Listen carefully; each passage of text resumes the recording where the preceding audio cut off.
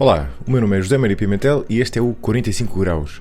Um muito obrigado aos novos mecenas do podcast, ao Tiago Pedro da Costa, ao Carlos Veiga, ao Rui Fernandes, à Ana Rita Faria e ao Nuno Vitorino. No último episódio, com o João Pedro Gouveia, prometi-vos que ia publicar uma série de episódios sobre temas relacionados com ambiente e transição climática. Vão ser uns 4 ou 5 no total, cobrindo diferentes aspectos desde o desafio da transição energética a mudanças nos nossos hábitos individuais, e vou lançá-los ao longo dos próximos meses, mas intercalando com outros temas para não vos cansar. No episódio de hoje vamos abordar um tema em que tinha ficado a pensar no episódio anterior, a energia nuclear. Especificamente, qual é ou qual deve ser o papel do nuclear na transição energética. Quem não esteja familiarizado com o debate sobre este tema ficaria, provavelmente, muito surpreendido com o nível de polarização e de tribalismo das opiniões que existem sobre este assunto. E que, aliás, é um nível que faz lembrar aquelas discussões políticas sobre temas fraturantes.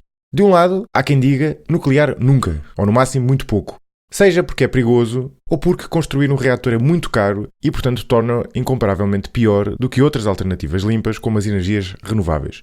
Do outro lado, estão os defensores do nuclear, que argumentam que esta é, na verdade, se olharmos para os números, a fonte de energia mais segura de todas e a fonte de energia limpa, ou seja, que não produz dióxido de carbono, mais testada e mais fiável que existe, pelo que deve ter um papel igual ou até superior ao das renováveis na transição energética.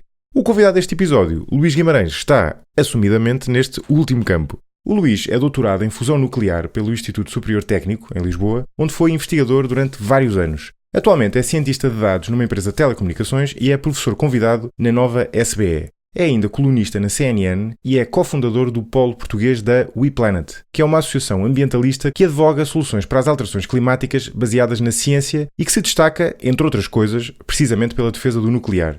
Pessoalmente, devo dizer, e isto não será novidade para os ouvintes mais antigos, que sempre tive uma visão benévola em relação ao nuclear e sempre me pareceu precipitado descartar um soldado com este potencial na luta da transição climática, que é uma luta contra o tempo e uma luta em várias frentes. No entanto, ao longo da nossa conversa, procurei, como de costume, também desafiar as opiniões do convidado, também porque eu próprio, na investigação que fiz para este episódio, fui percebendo que persistem ainda muitas incógnitas, quer sobre o nuclear, quer sobre as renováveis, o que torna esta, da minha perspectiva, ainda uma questão em aberto. Nesta conversa com o Luís Guimarães, começámos por falar sobre a enorme dimensão do desafio que temos pela frente, do desafio da transição climática. Falámos sobre vários tipos de energia, desde a energia fóssil às renováveis e até por energias ainda pouco usadas como a geotérmica. E claro, o grosso da nossa conversa foi dedicado a discutir o papel que o nuclear deve ter na transição energética. Falámos da história do nuclear, dos principais argumentos a favor e também dos argumentos contra mais invocados, desde os riscos ao custo e o tempo que demora a construir um reator, e ainda, claro, o desafio de lidar com os resíduos nucleares. Falámos também de alguns problemas, ou no mínimo desafios, das renováveis, como por exemplo a intermitência, que é o facto de não estarem sempre a produzir e dependerem, por exemplo no caso do fotovoltaico, do sol, da questão das baterias, que ainda não têm capacidade suficiente para armazenar este excedente de energia, e do facto de dependerem de uma série de componentes que não só são raras, como têm muitas vezes uma pegada ambiental e geram uma dependência de outras potências, como por exemplo em relação à China. Foi uma conversa muito interessante para ter uma opinião mais fundamentada sobre este tema. É claro que há aqui várias discussões que às vezes estão sobrepostas, não é? Uma coisa é, por exemplo, a mesma pessoa pode, em teoria, achar que o nuclear tem um papel essencial na transição energética, mas achar que a prazo vai ser suplantado pelas renováveis que vão acabar por ser economicamente mais eficientes, por exemplo. E da mesma forma, a mesma pessoa também pode achar que o nuclear é essencial para a transição energética a nível global, mas, por exemplo, achar que Portugal tem renováveis suficientes ou que é aí que deve apostar para ganhar uma vantagem competitiva. Portanto, há aqui vários níveis de discussão que às vezes complicam esta conversa, mas que eu tentei destrinçar ao longo da nossa discussão. No final, visto que o Luís trabalhou nesta área, perguntei-lhe também sobre o potencial que tem, na opinião dele, o outro tipo de nuclear, a eterna promessa nesta área, que é o nuclear de fusão. Uma alternativa risco zero e ainda mais poderosa, que permanece há décadas adiada, mas que tem tido alguns progressos promissores nos últimos anos e que, de resto, se tiverem interesse, abordei em profundidade no episódio 119 com o Nuno Loureiro. Espero que gostem, deixo-vos então com o Luís Guimarães.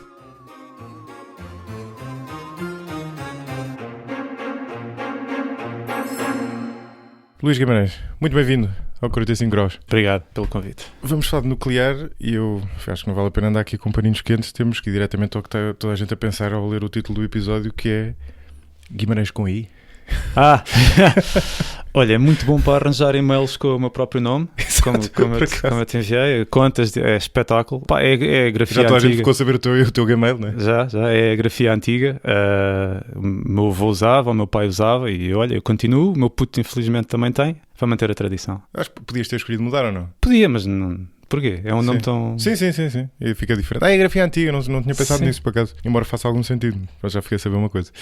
Ainda antes de passarmos para o nuclear especificamente, eu acho que é interessante falar do desafio que temos em mãos da transição climática e da transição energética em particular. Ou seja, basicamente aqui o desafio é que 3/4 das emissões de gases de efeito de estufa vêm da combustão de combustíveis fósseis. Não é? Portanto, basicamente, o grosso vem daí e é daí que entra a questão da energia, das energias limpas. Eu acho que foi uma coisa que eu fiquei a pensar depois do último episódio. Eu acho que a maior parte das pessoas não tem bem noção da dimensão do desafio e mais do que da dimensão do desafio, da dimensão no sentido da dificuldade do ponto em que nós estamos. Porque nós não estamos em ponto nenhum, ou seja, nós não estamos ainda sequer a diminuir emissões e para diminuir emissões vamos ter que reverter um processo que demorou décadas, para não dizer século e meio, não é?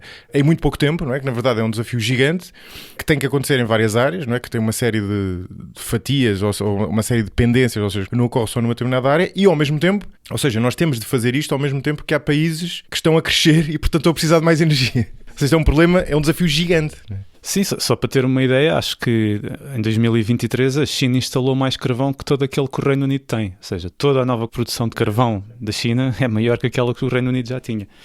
Eu já disse uma vez e volto a dizer, isto vai fazer com que o projeto da Apollo pareça uma brincadeira de crianças. Nós primeiro temos de dividir o problema em duas partes, porque é eletricidade e energia. Pronto, a eletricidade é uma das partes da energia. Por exemplo, em Portugal, o consumo de eletricidade é entre 20% a 25% do consumo total de energia. Que é mais ou menos a norma nos países, nos países desenvolvidos, sim. E do resto é combustíveis fósseis, por exemplo, para transportes, para processos químicos, para processos fabris, etc. Plásticos, construção de plásticos. E nós vivemos no mundo moderno, não é? E vamos já começar com as referências ao Václav Smil, como estávamos a falar em off. O Václav Smil é um historiador de energia checo que tem 2 livros que eu acho que são fundamentais. Um deles vai ser a recomendação, mas ele tem outro que eu acho que é mais acessível. Mas recomenda sim. Já, não há nenhum problema de inverter a ordem. A conversa vai sempre baseada nos livros dele, portanto, um deles é o Energia e Civilização, o Energy and Civilization, onde ele traça a história das transições energéticas ao longo do tempo e como algumas ainda não ocorreram. E o outro é Como o Mundo Realmente Funciona. E ele, Como o Mundo Realmente Funciona, divide, o mundo moderno está assente em 4 pilares. É o cimento, a produção de aço, os plásticos e o amoníaco. E todas estas áreas são difíceis de descarbonizar e são altamente dependentes de combustíveis fósseis. Portanto, o nosso mundo moderno está completamente baseado em combustíveis fósseis e vai ser a maior coisa que nós alguma vez vamos fazer enquanto espécie. O amoníaco é fertilizantes, não é? Fertilizantes, sim. Essas 4 áreas estão fora dos 20 e tal por cento, dos 20 e pouco por cento da eletricidade. A eletricidade, na minha opinião, isto é polémico, até se calhar o mais fácil destes componentes. Porque nós sabemos produzir energia de baixo carbono. Descarbonizar processos industriais vai ser um autêntico pesadelo na volta a dar. Então, mas espera, ou seja, tu tens agora uma fatia de 20 e poucos por cento de eletricidade. E essa, em princípio, se tu conseguires produzi-la, em vez de produzir com base em carvão ou gás natural, com base em renováveis ou nuclear, já lá vamos, resolves o problema, não é? E depois a outra parte do problema será eletrificação, ou seja, aumentar esta fatia, por exemplo, carros elétricos, não é? Sim. E depois o que tu estás a dizer há um limite para esta capacidade de eletrificar, porque há partes da indústria que não podem ser eletrificadas. Exato. Por exemplo, aviões também, provavelmente, não é? Transportes, no geral, vai ser complicado, mas, por exemplo, metade das pessoas que estão vivas hoje estão vivas graças a um processo químico que é o processo de Haber-Bosch. Ou seja, basicamente, metade do azoto que tu tens no teu corpo é graças a fertilizantes químicos. Ou seja, é um processo que os seres humanos desenvolveram durante a Primeira Guerra Mundial. Fritz Haber, sim. Segundo o Nuno Maulid, para quem ouviu o episódio, para quem não ouviu, pode ter interesse por causa disso, ele dizia que era a maior descoberta da química, salvo erro. Eu concordo. Por exemplo, um dos componentes principais do fertilizante sintético é o gás natural, o metano, CH4, que nós vamos ter de arranjar a maneira de não utilizar gás natural. Uma das maneiras, e que é uma das maneiras que eu ando a defender há tempo, por exemplo, para a produção de amoníaco, é substituí-lo com a produção de hidrogénio. Por exemplo, tu podes pegar no processo químico, em vez de teres o feedstock, ou seja, em vez de teres o ingrediente para fazer o fertilizante, tu podes pôr hidrogénio feito, por exemplo, a partir de eletrólise ou a partir de processos termoquímicos. Se tiveres um processo limpo com uma temperatura já muito elevada, acima dos 800 graus, mas para isso precisas de um reator nuclear mais quentinho e já lá vamos. E aí conseguirias limpar o processo, digamos assim, não é? Sim, grande parte, sim, mas primeiro tem que ser viável, tem que ser economicamente competitivo, tem que ser muita coisa para as coisas clicarem no sítio. Nós temos também o cimento também é uma área difícil de descarbonizar, eu não sou grande perito em cimento, mas acho que toda a construção moderna é cimento, o aço é outra, o aço precisa de temperaturas bastante elevadas, que precisa, mais uma vez, de algo que queima uma temperatura suficientemente elevada para fazer manipulação. O hidrogênio, por acaso, entra aqui outra vez nesta equação.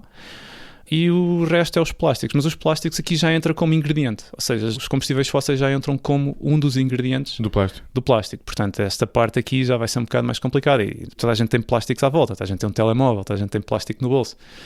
E a produção de plástico não se fica só pelas utilizações pessoais. Vai ser difícil. Sim, ou seja, o que tu estás a dizer é que para a descarbonização ela não vai conseguir ser total, nunca, provavelmente, mas também não é necessário, porque era aquilo que se falava no último episódio. Tu tens que ter, a equação é que tem que estar nula ou até negativa, não é? Mas tu consegues acomodar algumas emissões de carbono que são estritamente necessárias, mas o que tu estás a dizer é mesmo para chegar a esse cenário é ultra difícil, porque tu vais ter que substituir não só a questão da eletricidade, como todos estes processos que dependem de combustíveis fósseis. Não é? Sim, e os transportes, por exemplo, os carros elétricos, como estavas a dizer e bem, há certos processos que vão requerer mais eletrificação. Agora, a pergunta é, será que nós conseguimos produzir geração e conseguimos desenvolver rede elétrica a uma velocidade suficiente para colmatar e para modernizar, para colmatar as falhas que já temos, que sabemos que temos, e para modernizar os países que ainda estão em vias de desenvolvimento? Mais uma vez, por exemplo, tu olhas para as curvas de consumo elétrico dos últimos anos, e isto é uma coisa muito interessante porque há um dataset no Our World in Data que eu recomendo visitar, em que tu tens basicamente dois tipos de países. Tu tens o país que está estagnado no consumo de eletricidade, basicamente, que é como Portugal. Também, é um bocado complicado porque houve o Covid, então houve uma recuperação e houve uma queda. A Alemanha, por exemplo, o consumo de eletricidade tem descido bastante. Por causa da desindustrialização. Desindustrialização, também já lá vamos. Mas tu tens países, por exemplo, como a Índia, como a China, como o Bangladesh, como o Paquistão, em que o crescimento de eletricidade é uma curva exponencial. E estas pessoas têm o direito a industrializarem-se, têm o direito a ter o nosso estilo de vida. Porque é a nossa mensagem, agora fazer um bocado de publicidade à organização a que eu pertenço, a WePlanet, nós defendemos que toda a gente deva ter um estilo de vida saudável, com acesso a energia limpa, com acesso a alimentos baratos e nutritivos, e com o estilo de vida mais ou menos de um europeu. E um europeu consome dezenas de vezes a eletricidade ao ano que estas pessoas consomem ainda. Mesmo estando o consumo de eletricidade deles a subir exponencialmente. Sim, porque era aquilo que falávamos há bocadinho. Tu estás a resolver um puzzle, que é um desafio difícil, não é resolver um puzzle, mas esse puzzle vai ganhando, é como se fosse expandindo, não é? Vai ganhando peças. Há certas situações em que está a fugir de controle, em certos casos. E o problema é que qual é a solução mais fácil? É carvão, é mais carvão. Pronto, a China é o exemplo supremo. A Índia também está a construir imenso carvão. Mas tu olhas para os países em África, e os países em África olham para a Europa e olham para a China e veem, isto está a funcionar para esta gente. Eles veem o estilo de vida de um chinês nos últimos 50 anos, um cidadão chinês, e veem que o estilo de vida melhorou bastante, graças a mais energia, porque a energia é a base da vida. É muito difícil não resolver problemas tendo mais energia. E a energia e a tecnologia é uma coisa... Sim, é a base da civilização. É a base da civilização, o ângulo assimilar é interessante nesse sentido. É quase uma história... É a história do mundo vista por um engenheiro, basicamente. É basicamente, sim. Eu acho que é um livro fantástico. É super denso, tem 400 páginas, ou o que é, edição portuguesa. Eu recomendo bastante comprar o livro, porque ele fala logo, o livro começa logo, qual é que foi a primeira grande transição energética. Foi quando começámos a cozinhar alimentos. Foi quando começámos a tirar mais energia do pouco que já retirávamos à natureza. E depois passámos para, de repente, descobrimos o fogo. Por causa de cozinhar os alimentos e descobrir o fogo ao mesmo tempo. Tiveste acesso a biomassa, aumentaste as tuas qualidades de saúde, porque, por exemplo, conseguias manter-te seco no inverno. Houve assim talvez tenha havido um pequeno blip na esperança média de vida das pessoas na altura, mas tu olhas que esse consumo de biomassa nunca diminuiu. Nós estamos cada vez, ano após ano, a aumentar o consumo de biomassa. Portanto, o que aconteceu a seguir? Depois houve uma transição mais à frente, que foi, começámos a consumir carvão. Descobriu-se no Reino Unido, não me lembro bem qual é que é o século, eu sou péssimo a fazer conversão de século, sou de engenharia, não sou de história, falho sempre é mais ou menos umas, não é?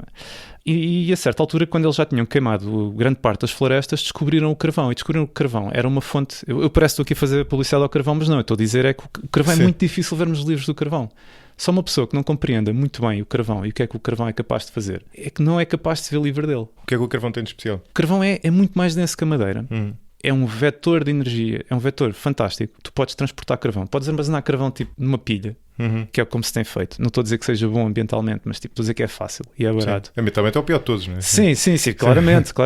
E uma central de carvão é mais radioativa que uma central nuclear. que essa é outro curioso, fato interessante. O carvão basicamente tem montes de coisas diluídas lá dentro. Tu, quando estás a queimar, estás a libertar também materiais radioativos, porque há materiais radioativos em todo o lado. Mas só para acabar, a transformação foi sempre da lenha para o carvão e depois do carvão para o gás natural no século XX. Nós fomos sempre adoptando meios de energia mais densos, ou seja, mais densos consegue extrair mais energia por unidade de volume ou por unidade de peso, e depois chegamos ao nuclear, que é o mais denso de todos. Mas foi uma transição que quando tu olhas para os dados, nós estamos a consumir carvão em cima da biomassa e o consumo do carvão está a aumentar. Depois estás a consumir gás natural em cima do carvão e o consumo do gás natural está a aumentar. O do nuclear, pronto, estagnou por razões históricas, mas é uma forma, é a forma de energia mais densa que existe. E hoje em dia estamos a fazer a transição também para as renováveis. Eu agora, pronto, o programa é sobre nuclear. Eu tenho que dizer sempre, eu não sou contra as renováveis. Eu estudei renováveis na universidade. Elas têm a sua função e têm o seu papel a desempenhar na transição. Mas eu sou completamente contra a ideia que elas vão ser a espinha dorsal de uma sociedade futura. Porque os números não fazem sentido. Já lá vamos. Ok. Já vamos ao nuclear. Eu queria fechar isto porque este ponto parece-me importante, não é? Voltando àquilo que falávamos há pouco, não é? Nós temos que substituir fontes de combustíveis fósseis ao mesmo tempo que a procura por esses combustíveis a nível global está a aumentar, não é? Sim. E como tu dizias, eles são essenciais à civilização e mesmo no mundo desenvolvido podem ser essenciais para inovações futuras, não é? E portanto tens que fazer tudo isto. Tu tens que substituir o que é usado para a produção de eletricidade, eletrificar a rede de maneira que esse possa ser usado noutras fatias e depois resolver os outros problemas, incluindo aqueles 4 que deste há bocadinho, do aço, cimento, plásticos e amoníaco. Né? Relativamente à eletricidade, atualmente é 20 e poucos % nos países desenvolvidos. Né? Portanto, 28% do consumo de energia é feito na sua forma, né? Na eletricidade como vetor. Tu achas que isso pode expandir realisticamente até onde? Até quanto? Essa fatia, não é? Por acaso eu não vi nenhum estudos, mas, por exemplo, se queres eletrificar... É que aqui também é uma coisa interessante, porque se tu começas a jogar com AI à mistura, isto vai ser outros números. Como assim? De que lado? O consumo computacional de inteligência artificial é qualquer coisa. Treinar um modelo como um ChatGPT-4 ou um Futuro 5, aquilo requer bastante energia. Portanto, vai haver esse consumo dessa parte. Mas, por exemplo, nós queremos eletrificar, voltando um bocadinho mais à Terra, queremos eletrificar lares. Queremos, por exemplo, pôr placas de indução em vez de fogões a gás, por exemplo. Sim.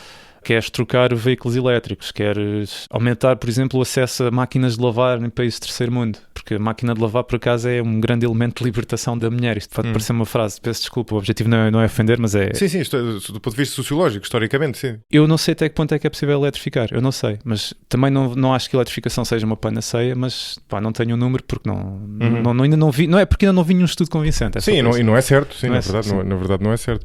A pessoa quando começa a pensar nisto é um bocado desconcertante, porque eu já tinha um pouco essa ideia prévia, mas ao preparar estes episódios fui forçado a pensar mais sobre o assunto e a olhar mais para os números, e quando a pessoa vê que as emissões de gases de efeito de estufa não estão a diminuir e que há este aumento de procura e que o processo de substituição é difícil, fica difícil ser otimista, não é? E eu acho que, eu não sei qual é a tua visão sobre isto, mas eu suspeito que do lado até dos cientistas haja muitas dúvidas sobre como comunicar, não é? Porque, por um lado, ao ver esta realidade, queres veicular mais uma ideia de emergência, não é? Mas, ao mesmo tempo, se fazes isso, as pessoas também podem deitar a toalha ao chão e achar que não é possível fazer nada, não é? Sim, eu acho que esse é um ponto fundamental. E eu acho que o que eu quero dizer às pessoas é que nós temos as ferramentas para resolver isto. Nós temos à vontade, temos as ferramentas. Temos? Temos, de certeza que temos as ferramentas. Mesmo com estes desafios todos? Mesmo com estes desafios todos. Então bora, então vamos a isso, que é o... Provavelmente é a ponte para o que sim, nós Então quais são as ferramentas? A primeira ferramenta é capacitar as pessoas. Nós vamos precisar de muito capital humano com conhecimentos técnicos de mão de obra, como por exemplo soldadores e soldadoras. Atenção, eu sim, não quero aqui... Estás muito preocupado com isso quando dizes soldadores, é os dois, não é? Sim, técnicos de alta tensão. Pessoas com HVAC, ar-condicionado, basicamente. E climatização. Sim. Nós vamos precisar de... Eu já disse soldadores, é que nós vamos precisar de muitos soldadores. E vamos precisar de... Por exemplo, aqueles empregos que se tornaram talvez pouco sexys nas últimas décadas, nós vamos precisar de imensos empregos. Por exemplo, a pessoa do blue-collar job, como se diz em inglês, está-me a faltar o termo em português. Mas a primeira coisa é preciso ter capital humano e preciso ter vontade. A segunda é... Nós vamos precisar de muita matéria-prima. Portanto, nós estamos numa transição para uma sociedade intensiva em combustíveis fósseis para uma sociedade intensiva em metais. Nós vamos precisar, por exemplo, de metais para fazer turbinas eólicas, para fazer mais rede, como eu já disse, a rede é muito importante, para ter mais transformadores, mais geradores. Isto é um desafio grande, mas é possível. Enquanto tu dizes que tirar a toalha ao chão, eu estou um bocadinho ao contrário. Eu acho que são tempos... Nós temos à nossa frente a maior prova, o maior teste que a nossa espécie alguma vez foi posta. E eu acho que, com um bocado de juízo e com esperança, nós vamos conseguir passar isto. Eu acho que são tempos esperançosos. Eu acho que é o contrário. Sim, mas eu não diria, enfim, por natureza sou um otimista, portanto acho que claramente é possível. Possível é, sou muito cético que seja possível fazer neste prazo. Por exemplo, o 1,5 grau, eu acho que é virtualmente impossível já. O 1,5 grau eu também acho. O ano passado já houve indícios em que já estamos a bater no 1,5 grau. Pois, e sobretudo porque, como tu sabes melhor do que eu, o efeito é desfasado, ou seja, sim. A acumulação não é do tipo, se tu parasses de emitir hoje, não é? Se a equação passasse para zero hoje, a equação das emissões de gases de efeito de estufa, a temperatura não parava logo de aumentar, não é? Não, demorava uns anos. O dióxido de carbono demora, acho que é 100 anos na atmosfera até dissipar. O metano, felizmente, é menos tempo, mas também temos muitos problemas com fugas de metano. Portanto, aquilo até o equilíbrio do planeta se restabelecer, a temperatura ia continuar a aumentar. Ou seja, 1,5 grau é basicamente... Isto é uma coisa, eu acho que se diz pouco para não alarmar as pessoas, mas é basicamente impossível, não é? Os 2 graus talvez não seja impossível, mas é um desafio... Eu acho que é um desafio, mais uma vez, é um desafio que temos de ter. Temos que arregaçar as mangas e seguir em frente. Claro. Sim. Eu acho que é... Olha, vou recomendar aqui outro livro, que acabou de sair, de uma das investigadoras principais do Our World in Data, chamada Anna Ricci. Acho que o livro se chama This is Not the End of the World. E ela tem uma TED Talk muito interessante, onde diz que nós podemos passar a ser a primeira geração que tornou o planeta Podemos ser a primeira geração sustentável. Podemos ser a primeira geração que... Eu desconfio que não vamos ser a geração que vai ver o problema chegar ao fim, mas somos a primeira geração que pode pôr a coisa nos eixos. E isso é o que me dá esperança todos os dias. Saber que eu vou deixar uma missão para o meu filho, saber que vou deixar uma coisa nos eixos, com um objetivo concreto e que há esperança no final do dia. Enfim, estou a concordar com isso. Não estou aqui a fazer o papel contrário, não é? Força! Não, Ostro, o que eu quero dizer é, o que me parece, quanto mais leio sobre o assunto, é que é evidente que nós temos a tecnologia em potência para criar um mundo neutro em carbono, neutro em gases de efeito de estufa. Tenho dúvidas que tenhamos meios, e não são só tecnológicos, falo também dos políticos, sociais e económicos, para fazê-lo de maneira a evitar que a temperatura aumente mais do que 2 graus. Percebes o que eu quero dizer? Percebo. Que é uma coisa diferente, não é? É uma coisa diferente. Eu agora vi um estudo há pouco tempo, mas pronto, estes estudos destas previsões têm o valor que têm, em que isto vai bater nos 2,5 e talvez depois comece a descer. Mas pronto, isto tem umas janelas de imprecisão bastante grandes. Na minha opinião mesmo, o grande problema hoje em dia é mesmo os políticos. É que nós, por exemplo, eu estou farto de interagir com eurodeputados e com alguns deputados do nosso... nós não estamos a enviar para lá os nossos melhores, de longe. Eles vivem no dia-a-dia e no curto prazo. Mas isto é muito difícil de resolver politicamente. É completamente difícil. Problemas de longo prazo são muito difíceis de resolver. São problemas. E nós precisamos de infraestrutura, precisamos de projetos que durem gerações. Isso. E não são estes políticos que vão inaugurar esses projetos. Portanto, infelizmente, não estou a ver... Para um político, qual é que é o ganho em apoiar uma coisa que não vai inaugurar daqui a 3 anos? É difícil. Sim, claro. Enfim, há um ângulo aqui que eu acho o ângulo possível, que é exatamente esse lado... É o lado comunitário e intergeracional, né? Que é tu teres noção de que isso é relevante para toda a gente por igual e que é relevante para os teus descendentes. Mas como a ligação é difusa, sim. É difícil fazê-lo, não é? É uma coisa difícil de fazer. Mas enfim, bom, vamos ao nuclear. Bora! Na tua visão, qual é o papel do nuclear nisto tudo? Qual é o papel que deve ter o nuclear nisto tudo? Olha, depende do dia e depende de quando é que me trollam na internet. Eu tenho muita gente a chatear-me na internet por causa das minhas visões. Eu há dias em que penso que isto só lá ia com um reator nuclear em todas as esquinas. Mas pronto, acho que temos que ser mais comedidos e eu gosto muito das previsões que a Agência Internacional de Energia e que a Agência Internacional de Energia Atómica têm feito da capacidade nuclear aumentar. Houve agora na COP28 uma promessa para triplicar a capacidade nuclear até 2050. Isso seria uma grande ajuda, porque as pessoas às vezes parece que não têm a noção. Há 2 grandes fontes de energia limpa no mundo historicamente, que é o hídrico, que é a maior fonte de energia de baixo carbono no mundo, e o nuclear logo de seguida. Mas na Europa as pessoas também, é uma coisa que eu quando mostro este gráfico as pessoas ficam um bocado alarmadas, que é o nuclear é a maior fonte individual de energia na Europa há décadas. É seguida do gás natural, agora do eólico onshore, o natural. Desculpa, de energia limpa. Não, energia total. A maior fonte de eletricidade, okay, atenção, a maior fonte de eletricidade na Europa tem sido o nuclear há décadas. E o ano passado aumentou imenso por causa da recuperação da frota francesa. E nós em Portugal infelizmente vivemos numa bolha antinuclear, mas quase todo mundo lá fora, excepto Espanha, Alemanha, nós e o Luxemburgo e a Áustria, quase toda a gente está a falar deste tema. E estão imensos países a começar programas, como por exemplo os Emirados Árabes Unidos, Paquistão. E eu estou-me a rir porque por exemplo, tu olhas por exemplo aqui para baixo, para o Egito, para a Argélia, para estes países da África, em que estão todos estão a investir em solar, porque tem muito sol, em projetos nucleares, mas depois compram projetos nucleares à Rússia e à China, que são uma maneira da Rússia e a China terem soft power no mundo, porque isto são projetos para várias gerações. Portanto, é uma maneira de reforçar. Eu acho que o nuclear vai ter um papel bastante determinante, acho que vai ser 20, 30, 40% do mix de uma energia limpa, o resto vai ser colmatado por hídrica, muito solar. Espero que alguém invente uma maneira de ter baterias mágicas até lá, mas até lá não temos, e talvez bastante eólico onshore. Mas nós não nos vamos livrar de ter sempre, por questões de estabilidade da rede, nós vamos ter sempre algum gás natural, infelizmente, e nos sítios onde não há reservas hídricas. E isto, por exemplo, ter um país com hídrico bom ou geotérmico bom, que o geotérmico pode ser também uma agradável surpresa. Já agora expliquei-te, desculpa, 2 perguntas. Primeiro, porque é que o hídrico já existe há tanto tempo, mas está mais ou menos estável ao longo do tempo? E segundo, o que é o geotérmico? Para quem está a ouvir? Ok, o hídrico, por exemplo, em Portugal, o Laboratório Nacional de Engenharia Civil foi lançado para eletrificar o país em 1900 e, se eu não me engano, 46 ou 36. Um deles, pronto, foi por aí. E então, nós quase que já esgotámos os sítios onde podemos pôr hídrico de boa qualidade.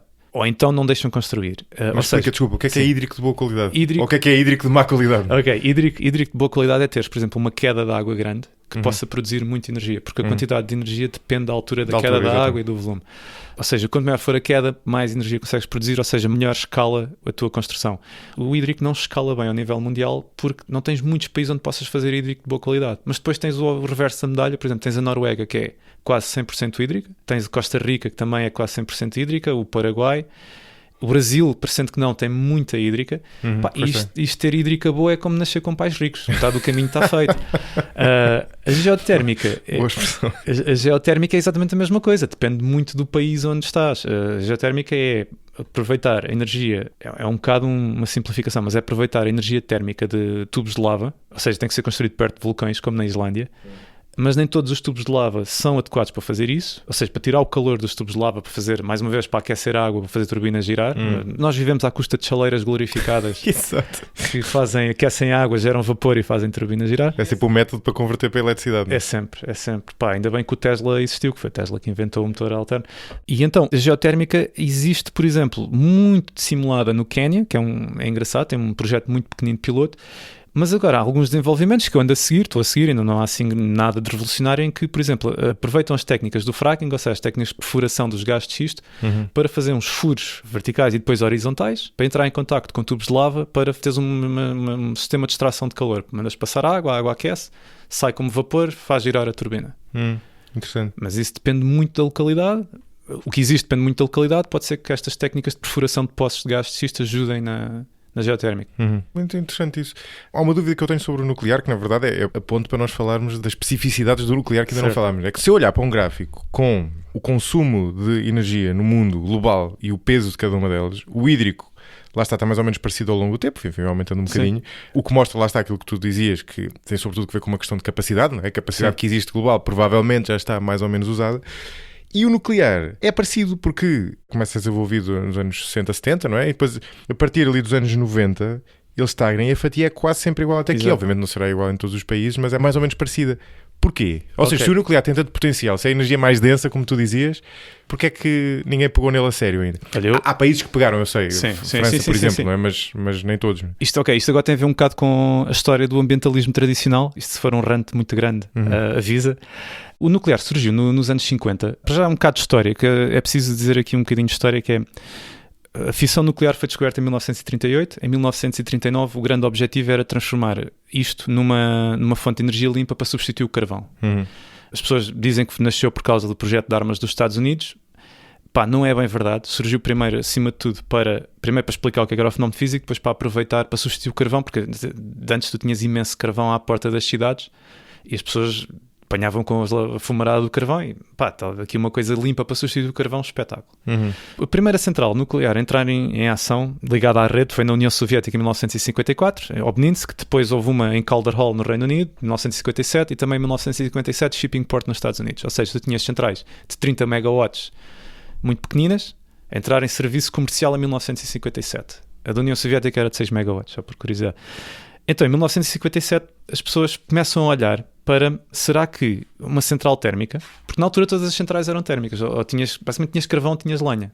Tinhas óleo, e eles começam a ver, ok, há aqui uma nova maneira de fazer calor que não emite gases de efeito de estufa. E isto parece ser bastante abundante. E a preocupação já era com os gases de efeito de estufa? Na altura não eram os gases de efeito de estufa, tens razão. Na altura era a poluição à porta das cidades. Exato, era diferente. Tens razão. Isto é uma coisa que também eu às vezes esqueço-me e convém salientar.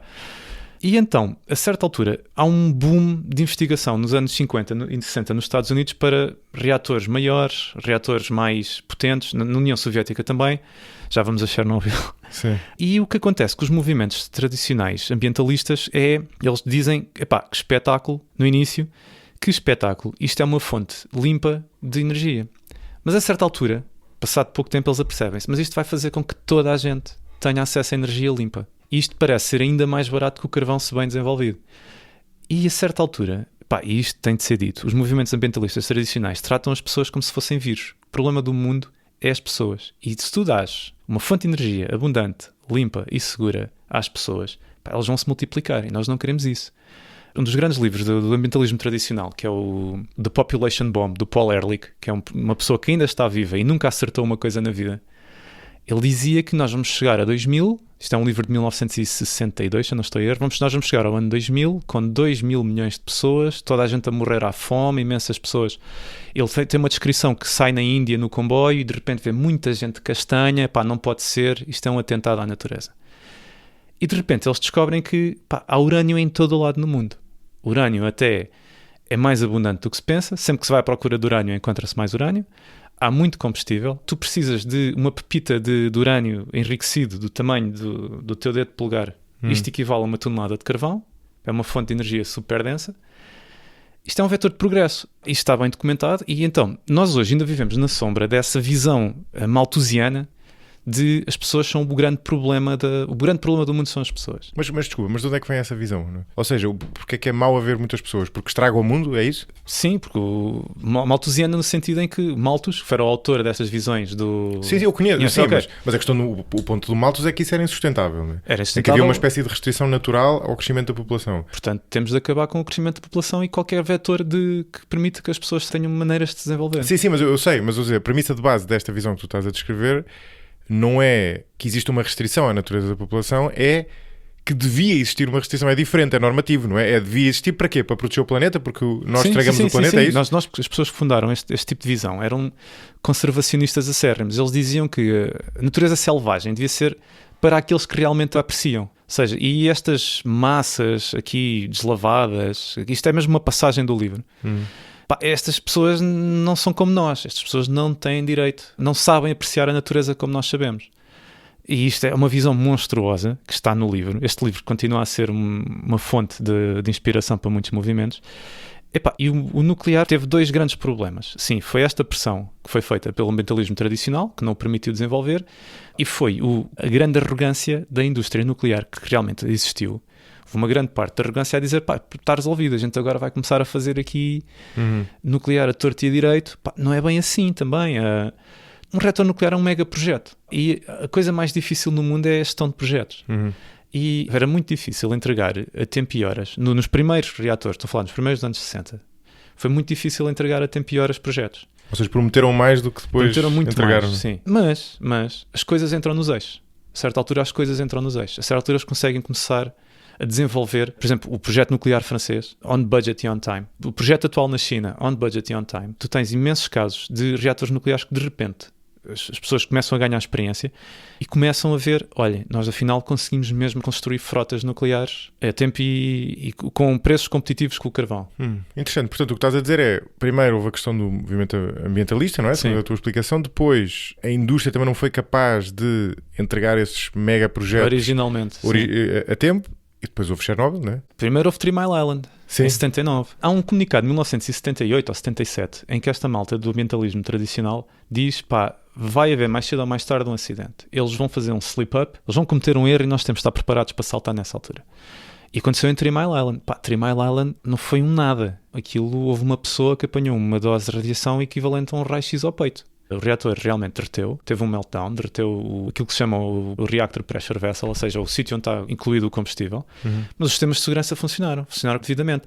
Aquilo foi um problema de controlo. Houve uma válvula que estava aberta e agora não estou a lembrar se era a válvula que estava aberta e não devia, ou se estava fechada e não devia, mas havia uma válvula que estava numa posição em que o sistema de controlo não estava a mostrar como ela devia estar. Até tinha a ver com a maneira como estava sinalizada, não é? Sim. Que eles não perceberam. E eles não perceberam, e quando estavam à espera de ter água adicional para refrigerar o reator, não estava lá a água já se tinha evaporado.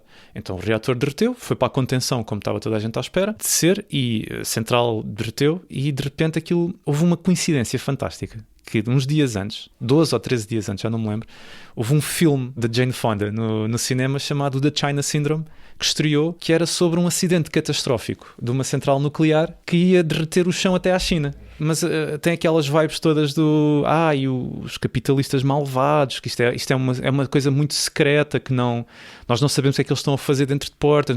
Aquilo é visto um bocadinho também como magia negra, a energia nuclear. Sim, porque é como tudo que é grande, está longe, não é? É um mega projeto, não é? Nesse sentido, é um bom ponto, não é? Porque é um bocado parecido com o que se passa com a história dos OVNIs e tal, não é? Porque, não é? Quando são coisas que são grandes e estão longe, não é? Tu não tens acesso direto, não é?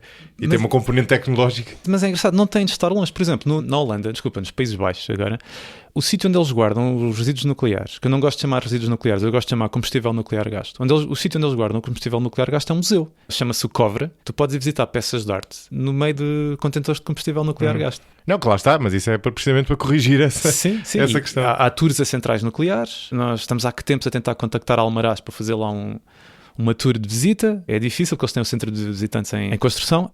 Sim, mas não deveria haver uma aproximação, porque, por exemplo, agora Almaraz vai fechar por causa que é uma lei do governo espanhol, decidiu fechar as centrais nucleares.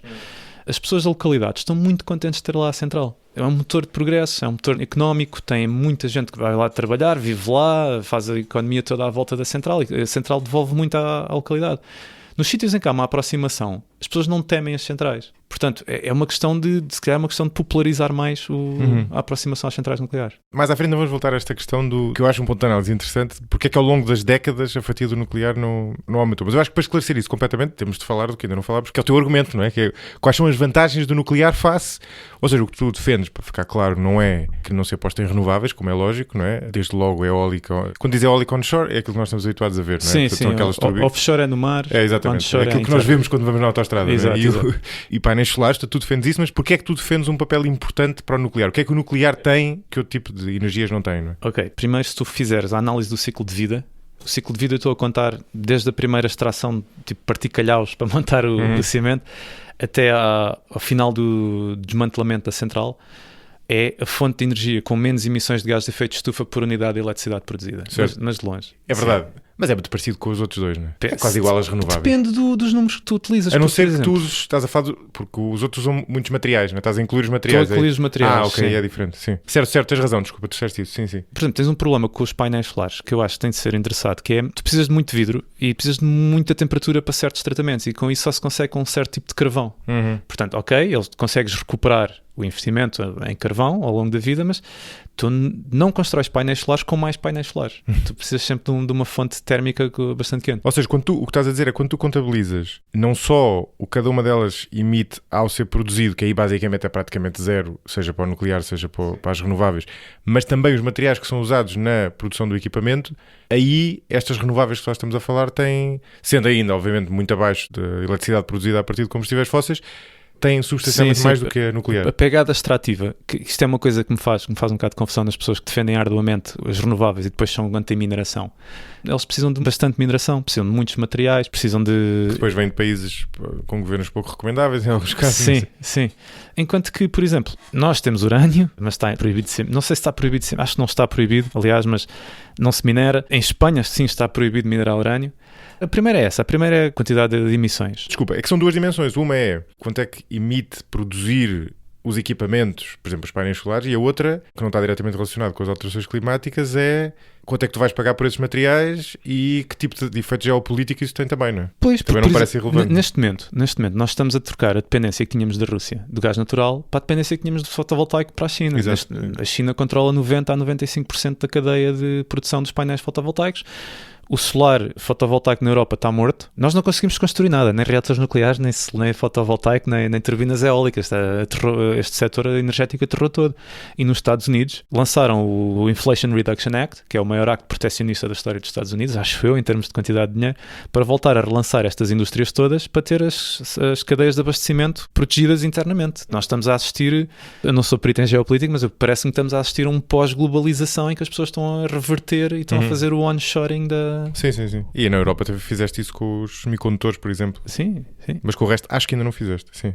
Desculpa, continua. Pronto, isso, uma das vantagens. A outra vantagem é que, parecendo que não, nós estamos a falar das emissões, estamos a falar dos materiais, mas também é das fontes mais seguras que existem. Eu sei que isto pode parecer escandaloso, mas mesmo contabilizando com Chernobyl, Fukushima e 3 Mile Island, a quantidade de fatalidades por unidade de eletricidade produzida é das mais baixas que há. O nuclear, parecendo que não, é bastante seguro, se não for a fonte de energia mais segura que nós temos neste momento. E isso acontece, pelo que eu entendo, por duas razões. Primeiro, porque nesses desastres, na verdade, morreu muito menos gente do que se pensa.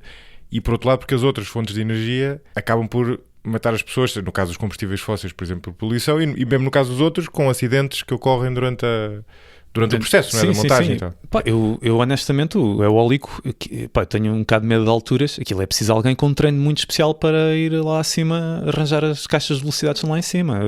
Eu, no outro dia vi uma notícia que era já faleceu mais pessoas a instalar painéis solares em casa do que em Chernobyl. Mas como é que tu reages? Isto, para quem nos está a ouvir, é um tema importante, embora eu não queira perder demasiado tempo nele, porque desvia-nos do que eu acho que é mais relevante aqui, não é? Mas não deixa de ser interessante discutir isso, não é? A questão dos desastres nucleares. É verdade que houve muito menos mortos do que se pensa. Os números também são debatíveis, eu já apanhei várias estimativas. Há algumas estimativas que são mesmo muito baixas, outras um pouco mais altas. Mas permanece sempre aquela hipótese de e se para a próxima as coisas correm mesmo mal, não é? Eu acho que não. O problema é, eu entendo, sim, mas o problema é que é o tipo de coisa que nós não podemos ir lá com o acho, não é? Exato, mas temos de ter a certeza. Mas neste caso temos mesmo a certeza, porque, por exemplo, nós estávamos a falar de Chernobyl. Chernobyl era o design do reator. Imagina um carro que tu só consegues mexer no travão. O carro está sempre a acelerar a 300 a hora e tu a única coisa que fazes é mexer no travão. Basicamente, naquele caso, o travão variou. Assim, falando mal e depressa. Nós não estamos a construir reatores desses hoje em dia. Embora, parecendo não, em Chernobyl, a central só foi desligada em 2000. O reator que estava no edifício ao lado deixou de funcionar em 99, 2000 e trabalhou até lá. Com o mesmo design, temos 6 reatores na Rússia, sem problemas a operar. Na Lituânia, uma das condições para se juntar à União Europeia foi desligar os 2 reatores que tinham iguais a Chernobyl em 2004 e em 2009. Mesmo o reator mais inseguro não era assim tão inseguro. Aquilo foi preciso um vendaval de disparates. Foi uma tempestade perfeita de disparates para aquilo explodir daquela maneira. É possível explodir daquela maneira porque tu tinhas uma equipa que não tinha treino. E agora, o que é que acontece hoje em dia? 3 Mile Island já tinha um edifício de contenção. Não aconteceu nada. Fukushima também tinha um edifício de contenção. O que explodiu não foi o reator derreteu e foi diretamente para o buraco onde era suposto ter, chamado o core catcher. O que explodiu foi uma piscina de refrigeração de combustível usado que produziu hidrogénio e o hidrogénio é que explodiu. Em Fukushima não morreu ninguém devido à radiação. Há uma fatalidade que é discutida, que é de um funcionário em 2018. Fatalidade? Estás a usar o anglicismo. Uma morte, né? Sim. Peço desculpa. Houve realmente uma morte em 2018 de um funcionário da central, que foi o tribunal de razão que ele faleceu no seguimento das radiações que apanhou durante a central, mas ele era um fumador inveterado, morreu de câncer dos pulmões. Tudo bem, o tribunal decidiu, mas não morreu ninguém devido à radiação. Eu não estou a dizer que não tenha sido tragédias horríveis, que foram.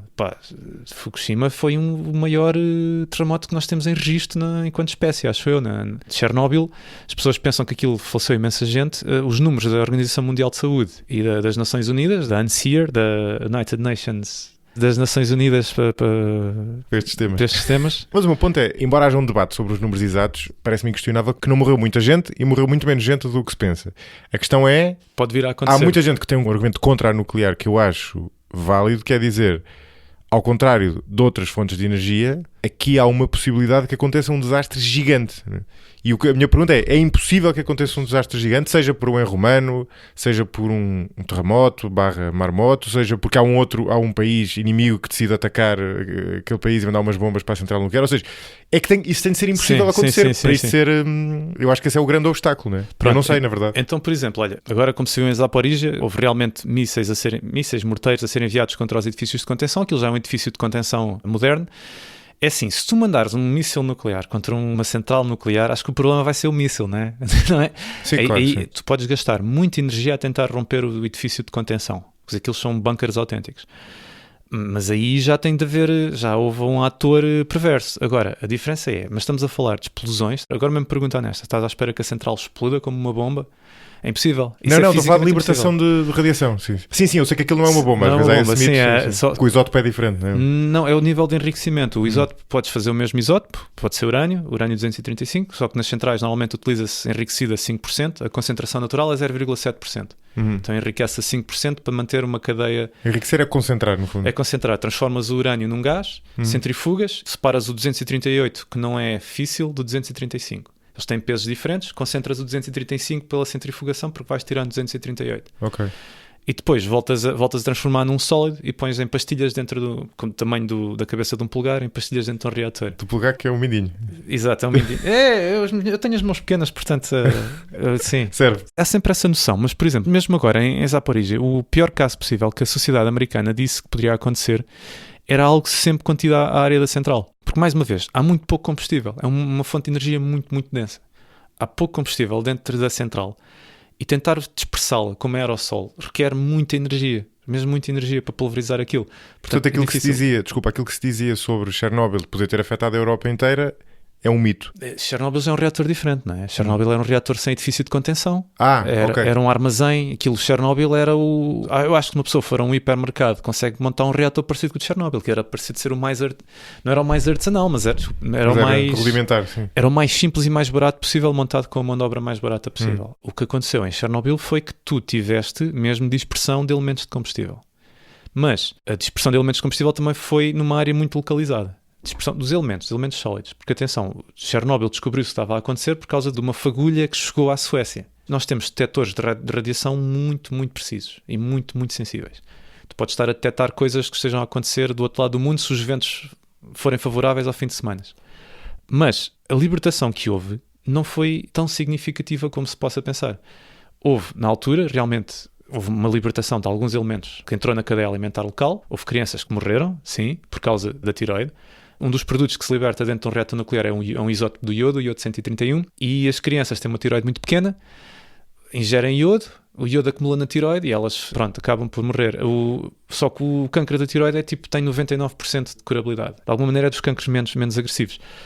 Então morreram as 9 crianças, morreram os 15, 20 trabalhadores que foram os primeiros a responder. Mas a libertação não foi... É detectável, mas não foi assim tão significativa. Claro. Não, eu sei. Eu digo Ou seja, para fechar isto, não é? O ponto é... Porque acho que é uma discussão difícil, não é? Até conceptualmente, não é? O que me parece ser essencial para vender a ideia de nuclear não é, nem acho que deva ser, risco zero de haver qualquer problema, porque isso, como é evidente, mata qualquer tecnologia, não é? Ou qualquer processo humano, não é? Tu não podes eliminar o risco, não é? Eliminar o risco de uma coisa que pudesse afetar mas aí já estamos continente ou um país inteiro, não é? E matar dezenas ou centenas de milhões de pessoas, não é? Centenas ou milhões de pessoas, acho completamente impossível. Não há combustível suficiente dentro de um reator para fazer isso. Mas, por exemplo, nós estamos a falar de tipos de acontecimentos. Uma vez em não sei quantos mil milhões de anos, estamos a falar há sempre esta avaliação do risco, não é? Sim. Agora, se vier um terremoto muito grande, já houve um terremoto muito grande no Japão. Nós já vimos isso. Ainda este ano, primeiro ou segundo dia do ano, houve um terremoto também no Japão. As centrais nucleares já têm todas melhoramentos desde Fukushima. Funcionou tudo como era suposto. Não houve nada. Com um sismo parecido com o que houve em Lisboa em novembro de 65. 1755. Boa, então vamos avançar. Então isto era uma questão que tínhamos de falar sempre, mas lá está, eu não acho que o debate deva ficar por aqui. E há claramente argumentos, há outros argumentos a favor e também há argumentos contra que não têm nada a ver com isto. Mas, portanto, os argumentos que tu deste a favor é a questão de, se nós tivermos em conta tudo, inclusive os materiais que usa, ser a energia mais limpa em termos carbónicos, a questão de ser mais segura, não é? Que foi o que tivemos a falar agora, e mais. Olha, se bem feita e se bem financiada, bastante barata. Porque nós temos a sensação que o nuclear é uma coisa cara e, por exemplo, que demora tempo a construir. Esses são dois dos principais contra-argumentos. Sim, mas é engraçado ver que tu vês os ambientalistas tradicionais, especialmente a Zero. Agora vamos puxar nomes. O Francisco Ferreira da Zero fala muitas vezes, ao longo dos anos tem evoluído o discurso de um perigo para o ambiente, é um perigo não sei o quê, mas agora já nem é ambiental, agora o problema já é económico, o problema já é o tempo. E daqui a uns anos ainda vamos ver este argumento a regredir, porque nós vamos ver, por exemplo, os verdes na Finlândia já não só põem a energia nuclear, isto vai regredindo. O que é que acontece? A China e a Rússia conseguem, e a mesma Coreia do Sul, conseguem entregar projetos a tempo, a horas e dentro do budget. Nós agora olhamos, sim, os projetos são muito caros, são mega estruturas, ninguém diz que não, mas nós olhamos agora para aquele reator na Finlândia, o Kilowatt 3, que entrou em funcionamento. E isto, assim começou a funcionar, devido a ter um fornecimento garantido, os custos operacionais de uma central nuclear não são muito elevados. O que é elevado é construí-la. O urânio é baratíssimo. É o custo inicial. Né? Exato. O CAPEX é bastante elevado, o OPEX, o custo operacional é muito reduzido. O que aconteceu foi que a fatura de eletricidade dos finlandeses baixou bastante, baixou 75%, desde que o reator entrou em funcionamento. E não só o reator entrou em funcionamento, como eles começaram a exportar muita energia para os 3 países bálticos ali ao lado. Portanto, pode ser bem feito, pode ser uma maneira rápida de descarbonização, como foi a frota francesa nos anos 70. Construíram 50 reatores em 20 anos. E pode ser uma maneira de baixar a fatura da eletricidade, como nós vimos agora na Finlândia, como nós estamos a ver, por exemplo, na China, como nós vimos também nos Emirados Árabes Unidos. E também não é verdade que a maior parte dos projetos sai acima do orçamento? Projetos europeus. Isso é só verdade para os europeus, que demoram mais e sai acima do orçamento? Para os americanos e para os europeus. Para o mundo ocidental, no fundo. Sim. Sim. Ou seja, no fundo o que me parece é que nesta discussão há uma espécie de cherry picking de ambos os lados, ou seja, ambos os lados se focam nos casos que interessam, não é? E tu podes focar-te nos que correm mal, que são os casos europeus, ou podes focar-te nos que correm bem, como o caso da China, por exemplo. Sim. Depois há a questão da Coreia do Sul, não sei se está nos que correm bem ou nos que correm mal. Está nos que correm bem. Está nos que correm bem. A verdade é que é difícil saber, não é? Porquê? Porque é que é difícil saber? A Agência Internacional de Energia monitoriza isto tudo. Não, é difícil saber qual é que é a referência para o futuro, não é? Isso é que é difícil saber, não é? Isso é difícil saber porque, vamos dar aqui um exemplo mais perto de casa. Havia um reator em construção na Eslováquia e, de repente, a Áustria interpõe uma cena no Tribunal Europeu de não quer aquele reator construído porque é muito próximo da fronteira. Obrigam as obras a parar por causa dessa providência cautelar no Tribunal Europeu. E de repente a Áustria diz, estão a ver, é lento, as obras não estão a avançar. Sim, há um cherry picking, há sempre cherry picking, porque esta discussão de energia é super tribal, não digo que não. E convém ser o mais imparcial possível. Eu tento ser, eu sei que às vezes não consigo, mas eu tento ser o mais imparcial sempre que posso e tento olhar para os dados. Sim, eu estou aqui, o meu papel aqui é fazer também um pouco de advogado do diabo, não é? Força! Mas a verdade é que é difícil. E dos melhores argumentos que eu já ouvi contra o nuclear era de que tu esperas, em qualquer tecnologia, que exista uma curva de aprendizagem e que os custos, enfim, isso até está estudado em que proporção é que esses custos vão diminuindo ao longo do tempo, não é? Isso está estudado para o caso dos chips, por exemplo, não é? E o argumento era de que tu, se olhares para as renováveis, estás claramente a ver essa curva em que elas se vão tornando cada vez mais baratas com a passagem do tempo e, portanto, tu esperas que elas cheguem a um ponto em que são mesmo muito baratas. E no nuclear, a coisa, que é uma tecnologia bastante mais antiga, a coisa está mais ou menos estável, com uma variação muito grande, mas está mais ou menos estável. Ou seja, tu não vês essa curva, também tem muito que ver com serem muito menos, não é? Porque cada projeto é um projeto gigantesco, não é? Portanto, não tens, se calhar tem que ser mais financiado pelo Estado e tens menos concorrência, ao contrário do que acontece nas renováveis. Mas eu achei esse argumento muito interessante. Esse argumento é assim, eu ainda me lembro do meu livro de renováveis em 2002, o livro abrir como temos de reduzir os custos do solar. Eu não me lembro disso. Sim, é verdade. A curva de aprendizagem do solar é qualquer coisa que eu próprio estou é fantástico. Mas o solar na China, o solar na Europa não é competitivo, o solar nos Estados Unidos não é competitivo. O solar na China, sim. Nós estamos completamente a levar dumping da China dos módulos solares. Mas é verdade que se tenha baixado o preço, talvez um pouco também à custa de regras ambientais mais flexíveis, também porque não se esqueçamos que há mão de obra escrava envolvida no processo, porque houve uma resolução das Nações Unidas em que tens lá os uigures todos a escavar polisilicone para os módulos, mas não retira o facto que sim, a curva de aprendizagem do nuclear não é estável, tem aumentado até na Europa, por uma razão muito simples. Nós estamos com a mania de fazer sempre um primeiro. Por exemplo, o reator na Finlândia não é parecido com o reator na França que está a ser construído, embora seja a EDF fazer. Nós estamos sempre a fazer um novo reator. Nos Estados Unidos foi a mesma coisa. Novo modelo. Sim. Nos Estados Unidos, isto é ridículo. Nos Estados Unidos eles têm um modelo que agora puseram a unidade 4 em funcionamento. Tinha 3 e 4, é um novo modelo. Eles construíram 2 destes modelos desde, não sei há quantos anos, 15, 20. A China construiu 5 reatores destes desde 2022. Nós, no mundo ocidental, esquecemos de fazer projetos grandes. E desses projetos modulares, que têm uma curva de aprendizagem talvez um pouco mais fácil e são admiráveis, isso realmente aconteceu com os módulos. Mas nós na Europa, durante o desenvolvimento da frota francesa, eles tiveram 3 grandes blocos de reatores. E tu viste uma curva de aprendizagem a acontecer. Os reatores começaram a ser mais rápidos, mais baratos. Houve mesmo uma curva de aprendizagem notável. E com este agora, nos Emirados Árabes Unidos, a unidade 4 foi 20% mais barata e mais rápida que a primeira unidade. Portanto, a curva existe, não existe mercado para que a curva se desenvolva. pode começar a haver agora. Há iniciativas para fazer novos projetos e há iniciativas para começar. O próprio Macron agora de repente acordou para a vida e tem uma iniciativa que vai ser para dia 21 de março. Há uma conferência enorme na Bélgica sobre queremos mesmo ter um novo projeto nuclear, um plano Mesmer. O plano Mesmer é o nome que se dá à construção da frota francesa. O antigo, não é? Para os anos 70, não é? Sim, sim. Mais uma vez, 50 reatores à volta de 20 anos. Queremos fazer um plano Mesmer novo, mas tem que ser uma coisa a nível europeu, tem que ser uma coisa a nível mundial, com um modelo standard, em vez de ser uma coisa que estamos sempre a reinventar a roda e a fazer um modelo do zero. Fazer como os chineses fizeram, têm um modelo próprio e pum, sempre a fazer, eles têm 10 ou 20 reatores em construção do mesmo tipo. Então, mas espera, o que tu estás a dizer faz sentido, e a França eu creio que até, eles estavam para fechar alguns reatores e depois cancelar o plano, não é? Claro, portanto eles sim. voltaram a pôr o nuclear nas prioridades. Mas o que tu estás a dizer faz-me sentido, mas há aqui o meu lado cético olha para isso e pensa, está bem, mas tu estás, isso é aquela coisa sempre fácil de olhar para trás e justificar o que aconteceu com uma causa, porque isso é sempre um exercício que é possível fazer, dizer as coisas não correram assim, não porque o modelo seja errado, mas porque as pessoas fizeram escolhas erradas. Sim. Agora a questão é, porquê é que no nuclear se fazem essas escolhas erradas enquanto nas renováveis nós estamos a observar essa curva, não é? Ou seja, o que é que leva a que em tantos países as pessoas andem a inventar e a construir modelos diferentes, não é? Sim, previsões só no fim do jogo, não é? Sim. Olha, foi uma questão política, claramente foi uma questão política. Tu olhas para o desenvolvimento da frota francesa e tu pensas, então mas porquê é que eles só fizeram 58 reatores quando estavam à espera de ter 100? A certa altura, alguém deu um muro na mesa e disse, já chega, e aquilo foi morto politicamente. Porquê? Os franceses tinham, inclusive, um projeto para fazer os reatores que nós temos, que eles construíram, chamam-se de geração 3, eu acho que é uma definição um pouco arbitrária, mas era, cena super standard, chaleira super glorificada. Eu gosto desse termo. É, chaleira simples, aquilo é um balde, pões lá, aquilo aquece a água, faz a turbina girar.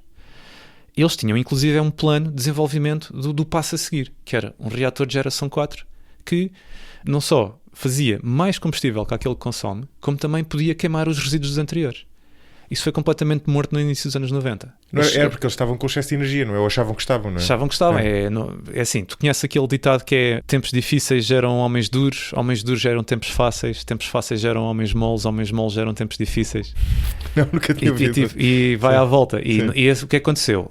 Quando veio a crise do petróleo em 1973, eles deram um murro na mesa, o primeiro-ministro da altura, o Pierre Mesmer, e disse, agora acabou, agora vamos ser independentes, vamos cumprir a promessa gaulista, que ele era super gaulista, promessa gaulista, França... do De Gaulle, não é? De Gaulle, sim, a gaulista. Exato. De promessa gaulista, França super independente, superpotência mundial, mundo e tal.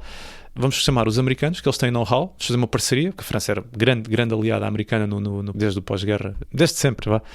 Eles vão nos ensinar, vamos lá pescar know-how, vamos fazer uma frota.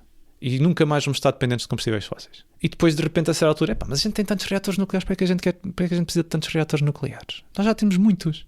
E foi isso. E é caro, não é? Construir cada um deles. Ou seja, mesmo que o preço por cada um tivesse a diminuir, não deixava de ser caro. Não? Mas eles, de repente, aperceberam-se que conseguiam reaver o preço dos reatores com exportações. Uhum. E então, parece bem vender eletricidade aqui à malta toda à volta. Noite de inverno, menos 20 graus, nós temos eletricidade. Não há vento nem há sol, nós temos eletricidade. Eu acho que foi uma visão, é um bocado como aquela que nós temos cá em Portugal, das avenidas de Lisboa serem muito largas e o Marquês de Pombal dizer, não, mas há de haver alguém que vai achar isso estreito no futuro. Bem, tu vês aquilo completamente engarrafado com carros. Aquilo há um fator de escala que tem de se ir vendo ao longo do tempo. O que é que acontece? E o que aconteceu na verdade foi, eles desenvolveram a frota foi parada à meio, eles tinham um plano nuclear para continuar para reatores mais avançados, foi morto politicamente, porque... Sim. Não, e na verdade, essa é uma implicação interessante do livro do Simil que falavas no início, que é pouco provável que nós estejamos num cenário de excesso de energia, no sentido em que se tu tiveres energia, provavelmente aquilo também vai alimentar novas indústrias, inovação, não é? Sim. Assim, o remédio para preços caros são preços caros de energia.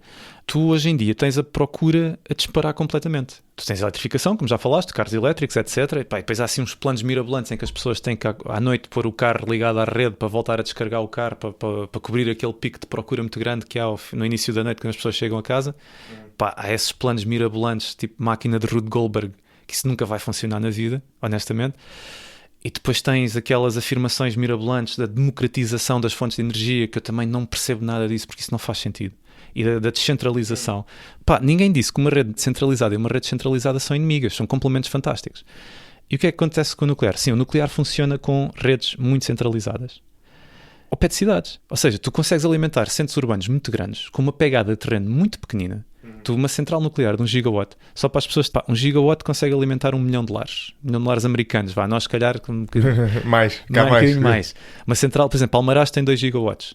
Aquilo consegue alimentar, num espaço ali de poucos quilómetros quadrados, aquilo consegue alimentar imensa gente. Portanto... A França tem quantas centrais, já disseste? Agora tem 56 porque desativaram Fessenheim 1 e 2. Sim. Pois, e o nuclear é para aí 80% da produção de eletricidade? Sim. 70, 80%. Sim, por aí, sim. Depende agora do ano, eles tiveram uns problemas em 2022. Pois tiveram, depois aquilo baixou um bocadinho, sim. Mas é incrível. Outra coisa interessante em 2022, o que aconteceu? Eles descobriram umas fissuras pequenas num dos reatores mais modernos que eles tinham.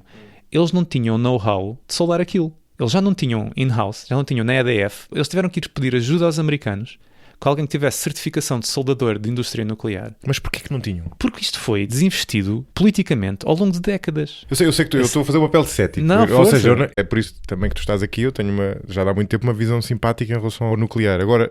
espero não estar a estragar.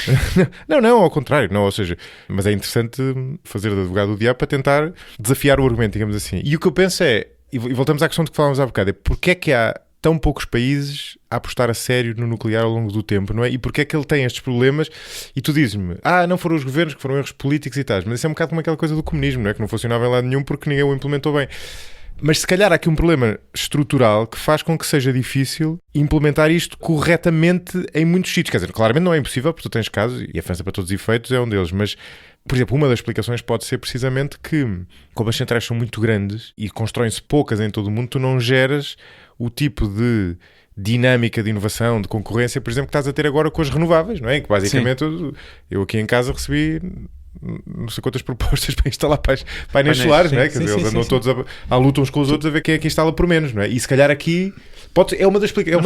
É uma das hipóteses, eu não digo que não. Por exemplo, mais uma vez, eu vou dizer qual é que é, na minha opinião, o grande problema com o nuclear, que é, tu precisas ter uma sociedade de muita confiança para conseguir desenvolver. Aquilo não é uma infraestrutura simples. Tu tens, por exemplo, onde é que tu vês os países onde o nuclear está bem implementado? Na Finlândia, na Suécia, países nórdicos. Depois vais a ver França, Estados Unidos. Depois vês uma coisa que é um reverso da medalha, que é tipo, a Rússia e a China são as maiores duas potências de exportação nuclear no mundo. Tens também, por exemplo, o Japão e Coreia do Sul, onde conseguiram... o Japão estava a construir reatores nucleares em 36 meses, a certa altura. Eles tinham um modelo próprio, agarraram naquele modelo, curva de aprendizagem, 36 meses a largar reatores nucleares.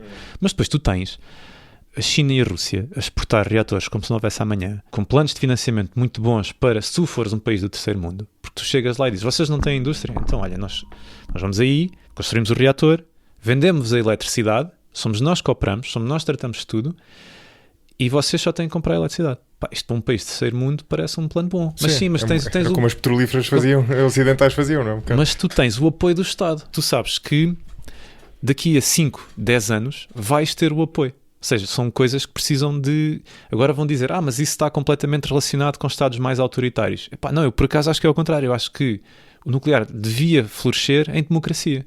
Porque devias ter um Estado mais sólido, de confiança, de visão de longo prazo e não da politiquice. Eu acho que é o contrário. Eu acho que nós não conseguimos fazer nuclear, é que é um atestado à baixa qualidade da nossa sociedade. Sim, na verdade isso é Bem, a Rússia não é exatamente o exemplo disso, mas parece florescer, só com esses dados que são muito poucos, em países que têm, lá está, sociedades de muita confiança e, portanto, governos com boa qualidade institucional que conseguem gerir a prazo, e depois regimes autocráticos que conseguem... que para o bem e para o mal não dependem dos eleitores e, portanto, conseguem tomar decisões desse género, umas vezes bem, quer dizer, a maior parte das vezes mal e de vez em quando bem. Sim. Eu acho e espero que agora, especialmente a partir da semana 21 de março, as coisas estão a mudar. As coisas estão a mudar a pouco e pouco. Na COP, pela primeira vez, apareceu o texto a dizer que precisávamos, era uma tecnologia estratégica. E eu acho que, acima de tudo, é uma percepção pública que mudou bastante nos últimos tempos. Há vários estudos a dizer que hoje em dia há mais pessoas a apoiar que contra. E eu, na minha vida de ativista dia-a-dia, as pessoas, acima de tudo, são muito curiosas e, de repente, olham para a França e pensam, mas eles têm eletricidade bastante mais barata que nós, estão num regime regulado do Estado, e tu vês, eles pagam o mesmo que nós em eletricidade proximamente, mas têm um custo de vida diferente.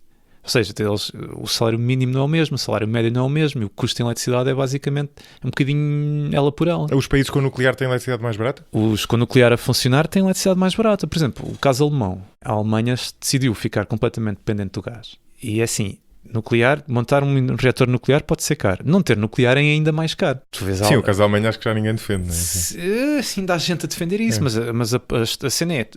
tu há 3 anos, há 3 anos fomos para a porta do Gotha Institute manifestar-nos contra o encerramento das centrais nucleares. Pá, nós éramos tontinhos, éramos 3 pessoas, passámos como tontinhos, mas o tempo deu-nos razão. Nós temos um grupo, chamamos o grupo das Cassandras. Sabes o que era a Cassandra? Sim. Complexo Cassandra. Mas explica. Era uma vidente grega, acho eu, que tinha visões e depois ninguém acreditava nas visões dela, mas as visões realizavam-se quase sempre. Pá, e infelizmente temos tido razão em grande parte das coisas, como a desindustrialização toda que está a haver na Europa, este shift que está a haver na Europa para a extrema-direita, que estão a capitalizar a falta estão a perder empregos, estamos a perder imensa indústria para os Estados Unidos e para a China, que têm eletricidade mais barata e hidrocarbonetos mais baratos. E isto é um problema grande, porque E tu achas que não é pelas renováveis que lá vais? Porque as renováveis também criam uma indústria, não é? Criam uma indústria, mas onde é que está essa indústria? Até criam mais indústria, na verdade, em certo sentido, não é? Porque requerem mais materiais, não é? Mas onde é que estão esses materiais? Onde é que está a mineração a ser feita? Nós montamos módulos fotovoltaicos, nós não o construímos. Nós temos uma indústria de montar. Certo, bom ponto. E urânio temos? Mais uma vez, temos, mas não nos deixam minerar. Nós até temos algum urânio em Portugal. Sabes que Portugal é um país fundador da Agência Internacional de Energia Atómica porque era produtor de urânio. Pois. Nós temos minas, temos a Urgeiriça, que eu estou para visitar a mina da Urgeiriça que temos, que é um museu maravilhoso. Tive uns amigos que foram lá recentemente. Recomendo vivamente a lá ir. Eu tenho que lá ir daqui a pouco tempo. E o urânio é bastante mais abundante do que se pensa, mas depois nós temos designs de reatores que já não precisam de urânio enriquecido. Nós podemos transformar o urânio normal em combustível nuclear e nós temos o know-how, porque já houve protótipos desses reatores a funcionar. Nós temos combustível para reatores nucleares até o Sol se extinguir. Estou a falar de 1.000 milhões, 5 mil milhões de anos. Sim.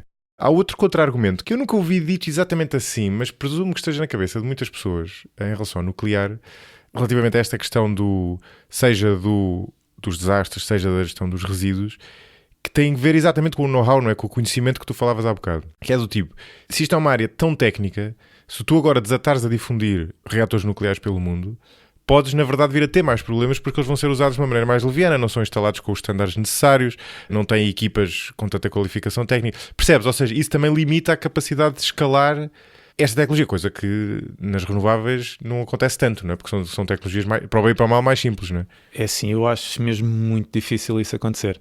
A indústria nuclear, a par com a aviação, devem ser das 2 indústrias mais reguladas no mundo. Ok, a aviação está a passar tempos difíceis, que há aí uns problemas com os modelos de avião, é verdade.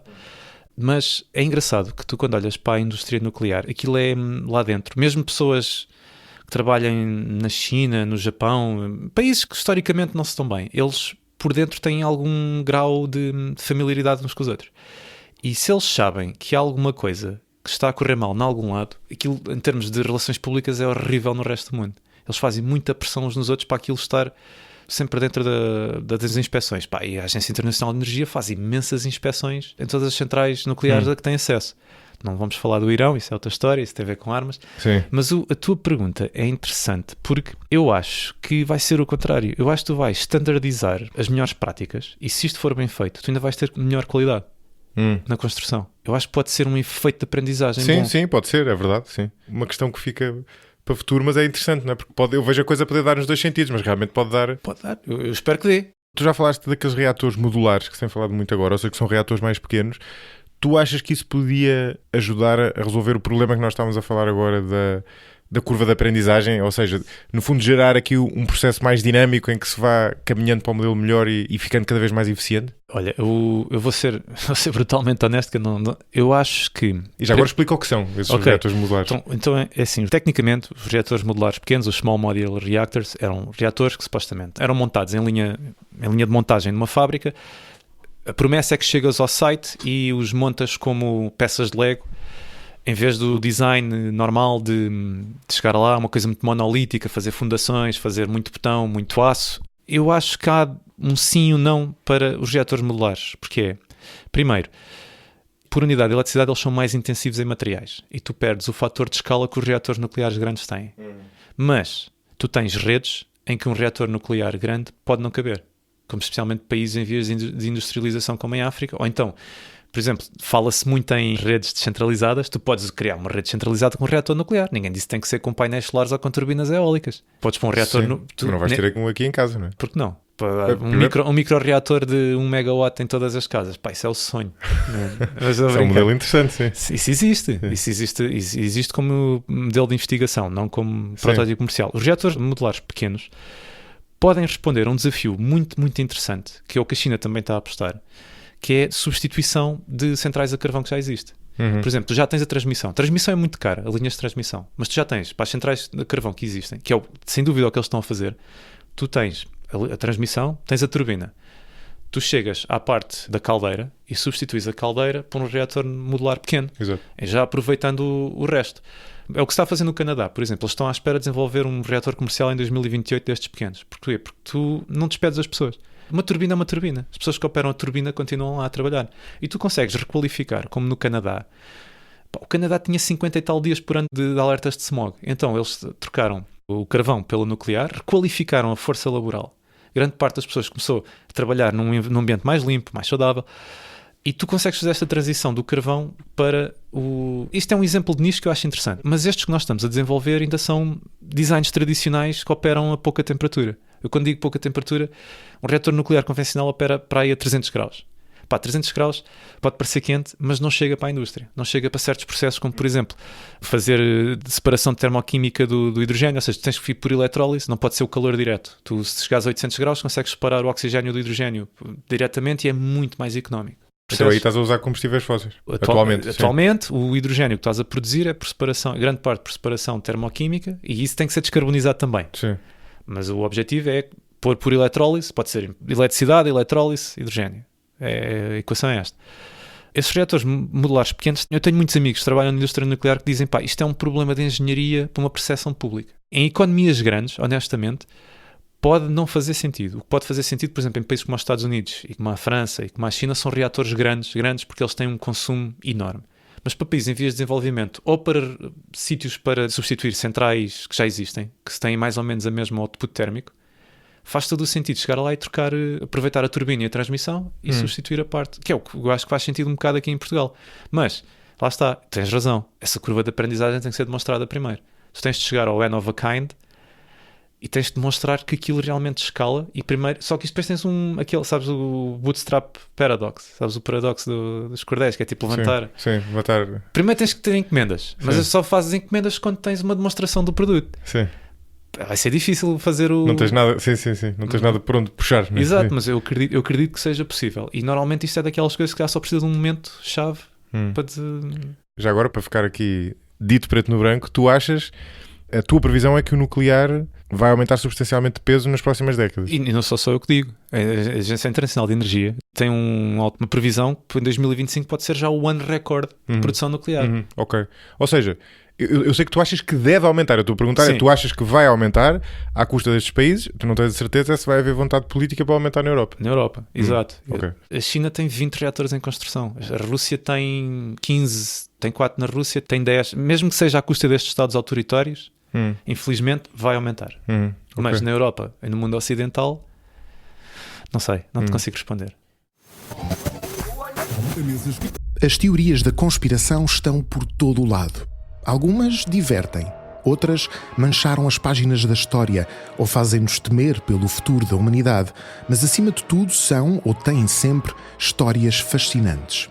No Teorias da Conspiração, da Bruá Podcasts, analisamos este mundo alternativo uma teoria de cada vez.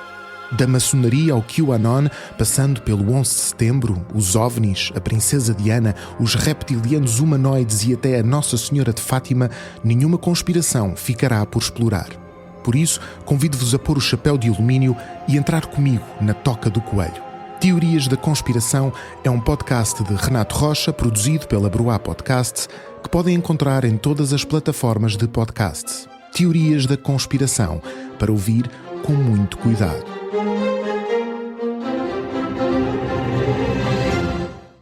Há uma coisa que ainda não falámos, que é a questão dos resíduos, que tu tinhas um eufemismo qualquer que podes denominar. Ou seja, o combustível nuclear gasto. Exatamente, combustível nuclear gasto, né?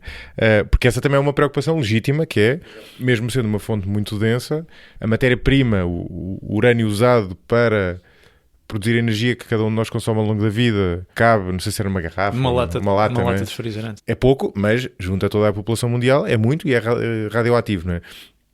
Há vários modelos para fazer isso. Os finlandeses têm uma coisa até muito original de esconder debaixo da terra e tal, mas ao mesmo tempo não deixa de ser um receio que as pessoas têm, não é? Como é que tu olhas para isto? Tem alguns paralelos com o que falámos há bocadinho dos desastres como Chernobyl, mas é um pouco diferente, não é? Aqui tem a ver com tu tens que pôr os resíduos são radioativos e tu tens que os esconder alguns, não é? Tu achas que isso está resolvido, ou seja, que não há problemas aí? Desculpa lá estar agora, vou fazer outro sidetrack. Em 2022, quando houve a discussão da inclusão da taxonomia na União Europeia, havia um documento que acompanhava esse voto. E aquilo, o Joint Research Center, que é um organismo da Comissão Europeia que aconselha a Comissão Europeia, eles diziam que as coisas como estão agora, a disposição em depósitos geológicos profundos resolve o problema. E é suficiente para afastar os resíduos nucleares, combustível nuclear gasto, da biosfera. Ou seja, aquilo que estávamos a falar da Finlândia, é um CAL, que está mesmo ao lado dos reatores nucleares que eles têm lá, do kilowatt 1, 2 e 3. Aquilo é visto como chama-se um depósito, Deep Geological Repository. Eu sou horrível com os nomes em português, peço desculpa. Depósito geológico profundo. Sim. Eles dizem, para o melhor dos nossos conhecimentos, claro, que é bastante, nós temos bastante conhecimento, isto não é magia negra, aquilo é a decisão final. O que aconteceu com a Finlândia é que ele tem um upgrade no design, porque aquilo é possível lá ir recuperar o combustível para fazer de combustível para os reatores futuros. Ou seja, quantas pessoas, agora, eu sei que tu é que és o entrevistador, posso fazer uma pergunta? Claro. Quantas pessoas é que achas que morreram até hoje devido a manuseamento de resíduos nucleares? Zero. Epá, é um número que as pessoas não acreditam neste número, mas não tens nenhum registro de incidentes. Tens uma vez um tipo que tinha um caminhão e acho que adormeceu a conduzir e tinha um contentor no caminhão e acho que se despistou nos Estados Unidos. Mas os contentores em que nós guardamos hoje em dia o combustível nuclear são perfeitamente seguros. Nós temos vídeos no YouTube deles a mandarem comboios e caminhões contra os contentores e aquilo não parte. Interessante. Depois manda-me esses vídeos que eu ponho na descrição. Ok. Nós temos que construir contentores que pura e simplesmente conseguem aguentar eras geológicas debaixo da terra. Tu pões o combustível dentro de uma cassete de aço, depois tens uma linhagem de cobre por causa da corrosão à volta do aço e depois pões o aço num tipo especial de cimento e o cimento, se tiver infiltrações, incha, não deixa a água passar. E isto sabe-se que aguenta 1000 milhões de anos. Porquê? Porque isto é inspirado num design de um reator nuclear natural que se descobriu no Gabão. Esse caso é muito giro. Explica, porque esse caso é muito interessante. No Gabão havia uma mina chamada Oklo, em que eles encontraram lá uma discrepância. Quando uns prospectores franceses andavam à procura de minas de urânio, eles encontraram uma discrepância que era, em todo o sítio no mundo, eles encontraram uma razão entre o urânio 235 e 238 constante. Ou seja, porque o que acontece? Eles têm tempos de caimento diferentes, eles foram formados em supernovas, etc. Mas tu, quando vais a um sítio, como eles têm tempos de caimentos diferentes, o rácio entre 235 e 238 é mais ou menos constante no mundo todo. Quando eles chegaram ao Gabão, eles viram, mas isto tem menos 235 do que estávamos à espera. Isto houve aqui uma reação nuclear. O que é que aconteceu? Há 2.000 milhões de anos, a concentração do 235 era bastante maior. Então, era parecido com aquilo que nós temos nos reatores hoje em dia. E então, como pingava para dentro da mina, a água é tipo o ingrediente que falta para a reação em cadeia se dar, que é o chamado moderador. A água fez com que houvesse ali uma reação, houve um reator nuclear natural e o 235 foi-se consumindo. Mas desculpa, como é que acontecia a fissão? Ok, um reator nuclear são 3 coisas: combustível, coisa para arrefecer, coolant e moderador. O que é que acontece? Tu, quando partes um urânio 235, ele liberta 3 neutrões muito rápidos, mas mesmo muito rápidos, e eles não reagem com mais 235, tu tens de os travar. E a água é excelente para travar, é barato, eles batem no hidrogênio, então tu pões água pelo caminho, abranda os neutrões, quando eles chegam a uma certa baixa velocidade, voltam a reagir com 235. E este excesso de energia que eles vão abrandando na água, que nós usamos para aquecer a água. Então tu precisas de água para fazer de travão aos neutrões rápidos. E a água da mina, a água que foi da chuva na mina, foi travando os neutrões o suficiente para a reação em cadeia se dar. Então, tu tiveste uma mina em que soubeste que não saiu nada cá para fora, não houve contaminação radiológica. Mas tiveste ali uma reação nuclear ao longo de milênios. Natural, sim. Mas desculpa, já agora a história é muito gira, mas o meu lado curioso não resiste. Como é que começou a reação nuclear? O que é que explotou a fissão? Há aqui alguma coisa que me está a escapar? Tu tens desintegrações espontâneas do 235. Só que ali estava contido. Ok, já percebi. Sim, Ou seja, normalmente acontece, mas não dá em nada. Mas ali, como tinha água, gerava... Ok, interessante. Esse caso é muito giro. Eu apanhei isso já não sei onde. Quando estava a preparar o episódio. Põe nas notas. Sim, é muito giro. É uma espécie de reator nuclear natural, né? Sim. Pronto, mas voltando aos resíduos, que eu acho que isto faz falta. Nós mesmo na WePlanet temos um programa que é assim, estes depósitos geológicos profundos fazem sentido. Mas os que estão planeados são muitos. Eu acho que não fazem tanto sentido. O que faz sentido é apostar numa frota de reatores, novos reatores, sim, vamos ter que desenvolver novos, Mas, por exemplo, há bocado tu estavas a falar e bem que os resíduos que nós produzimos de combustível nuclear cabem numa lata. Mas se nós obtivéssemos essa frota de reatores de geração 4, tu conseguias reduzir os resíduos para tipo um pedacinho cá em baixo ao fundo da lata. Tu consegues consumir mais combustível. O combustível nuclear gasto, por exemplo, em França é considerado reserva estratégica, porque eles sabem que mais cedo ou mais tarde vão ter um reator de nova geração e aquilo vai ser combustível do novo reator. Ainda não temos a tecnologia para conseguir usar esse... A Rússia tem. A Rússia nunca parou nessa investigação. Em 2016 conseguiu finalmente desenvolver um protótipo comercial de um reator desses que consome resíduos. A China está quase a chegar lá. A nossa investigação cá parou nos anos 90, nos Estados Unidos parou nos anos 80. Foi o Jimmy Carter. Jimmy Carter parou a investigação, depois houve assim uns fogos para voltar à investigação e o Clinton e o Gore mataram definitivamente a investigação nessa área. Tu hoje em dia podias resolver os problemas dos resíduos com... Os resíduos não são assim grande problema, acho eu, porque tens pouco volume, mas tu podias extrair muito mais energia e precisar de muito menos depósitos geológicos profundos que aqueles que estão planeados. Havia um projeto do Bill Gates que não sei se está... TerraPower, sim. Isso, era sobre isso. É uma maneira de... É um design bastante interessante. É um reator de geração 4 que consegue usar combustível nuclear gasto para fazer ainda mais energia. Porque tu quando pões uma pastilha de urânio num reator hoje em dia, tu só extrais 5% da energia potencial que lá está. Tu tens ainda 95% da energia para queimar em processos nucleares. E agora tu perguntas, mas é assim tanta energia numa coisinha tão pequena? Pá, é assim, tu quando queimas qualquer coisa e agora vem o E igual a MC², eu acho que isto é importante para no programa. Sim, já sei o que vais dizer, continua. Isso é giro, sim. Podíamos ter começado por aí, na verdade. Pois. Tu quando queimas uma coisa, tu estás a reorganizar orbitais de eletrões. Tinha um professor que dizia, Deus inventou a física ou o diabo inventou as unidades. Mas não vale a pena falar em unidades, vamos só falar vamos só falar em... Tu quando fazes uma combustão, tu tens uma queima que anda à volta de uma unidade chamada o eletronvolt. Mas o que interessa é, tu tens 13, 20, 6... dessa unidade de venda de reação. Tu quando tens um processo nuclear, tu tens a massa dos núcleos que se modifica, que são muito mais pesados. Tu tens um fator de 200 milhões. Ou seja, por unidade de massa, tu tens 200 milhões de vezes a energia que consegues extrair. Portanto, por isso é que isto é uma coisa muito densa. Sim, a massa é muito menor quando só estás a tocar nos eletrões. Exato. Nas ligações dos eletrões. Nas ligações, exatamente. Sim. Mas tu há bocado tocaste aí num ponto que lá está, eu acho que é dos principais argumentos contra o nuclear, que é ser uma tecnologia já relativamente antiga, mas em que ainda há muito a fazer, não é? Ou seja, ainda há muito que tu tens modelos diferentes, eu acho que tu tens razão no ponto de que isso são melhorias, ou seja, não quer dizer que a tecnologia já não seja usável já, não é? Mas embora já estejas nisto há umas décadas, como é uma matéria complexa, até por causa disso, não é? Pelo processo físico que lhe está subjacente, ainda há coisas a melhorar, não é? E eu acho que essa provavelmente é a grande questão, não é? O grande ponto de interrogação, olhar para a frente em relação ao nuclear. Mais uma vez, na Europa, no mundo ocidental, eu estou completamente convencido que isto não... Que foi... Mas mesmo os outros já cá andam há décadas, não é? Queres uma coisa curiosa? A Rússia acho que é porque não tem... O PIB russo é basicamente o PIB italiano. Sim. Não, eles também não têm assim... Claro. Mas tu tens uma coisa interessante, que é quando começou em 2008 o projeto que eu estava a falar há bocado dos Emirados Árabes Unidos, a China não tinha um design de reator para entregar. Eles não foram ao concurso em 2009 porque não tinham um design próprio que conseguiam entregar, porque os Estados Unidos, o design era dos Estados Unidos não os deixava desenvolver. Eles hoje em dia já têm um design próprio e já estão a construí-lo a torta e direita, ou seja, é possível. A França demonstrou, a China demonstrou, os Estados Unidos demonstraram que é possível haver uma curva de aprendizagem. Mas eu tenho um colega que diz que, isto parecendo que não, foi uma indústria que foi quase morta à nascença. E tu tens realmente razão em que não houve progressos nas últimas décadas, mas também não houve grande vontade de ter progresso. E não tenho argumento contra isso. É pois, essa é a grande questão, sim. Ou seja, eu acho que a grande questão que fica no fim disto tudo é, não houve progresso porque há algum fator estrutural que tem a ver com esta complexidade que o impede, ou porque não houve vontade, não é? E eu acho que é isso que vamos ver nas próximas décadas, basicamente, não é? Está demonstrado que é possível. Sim.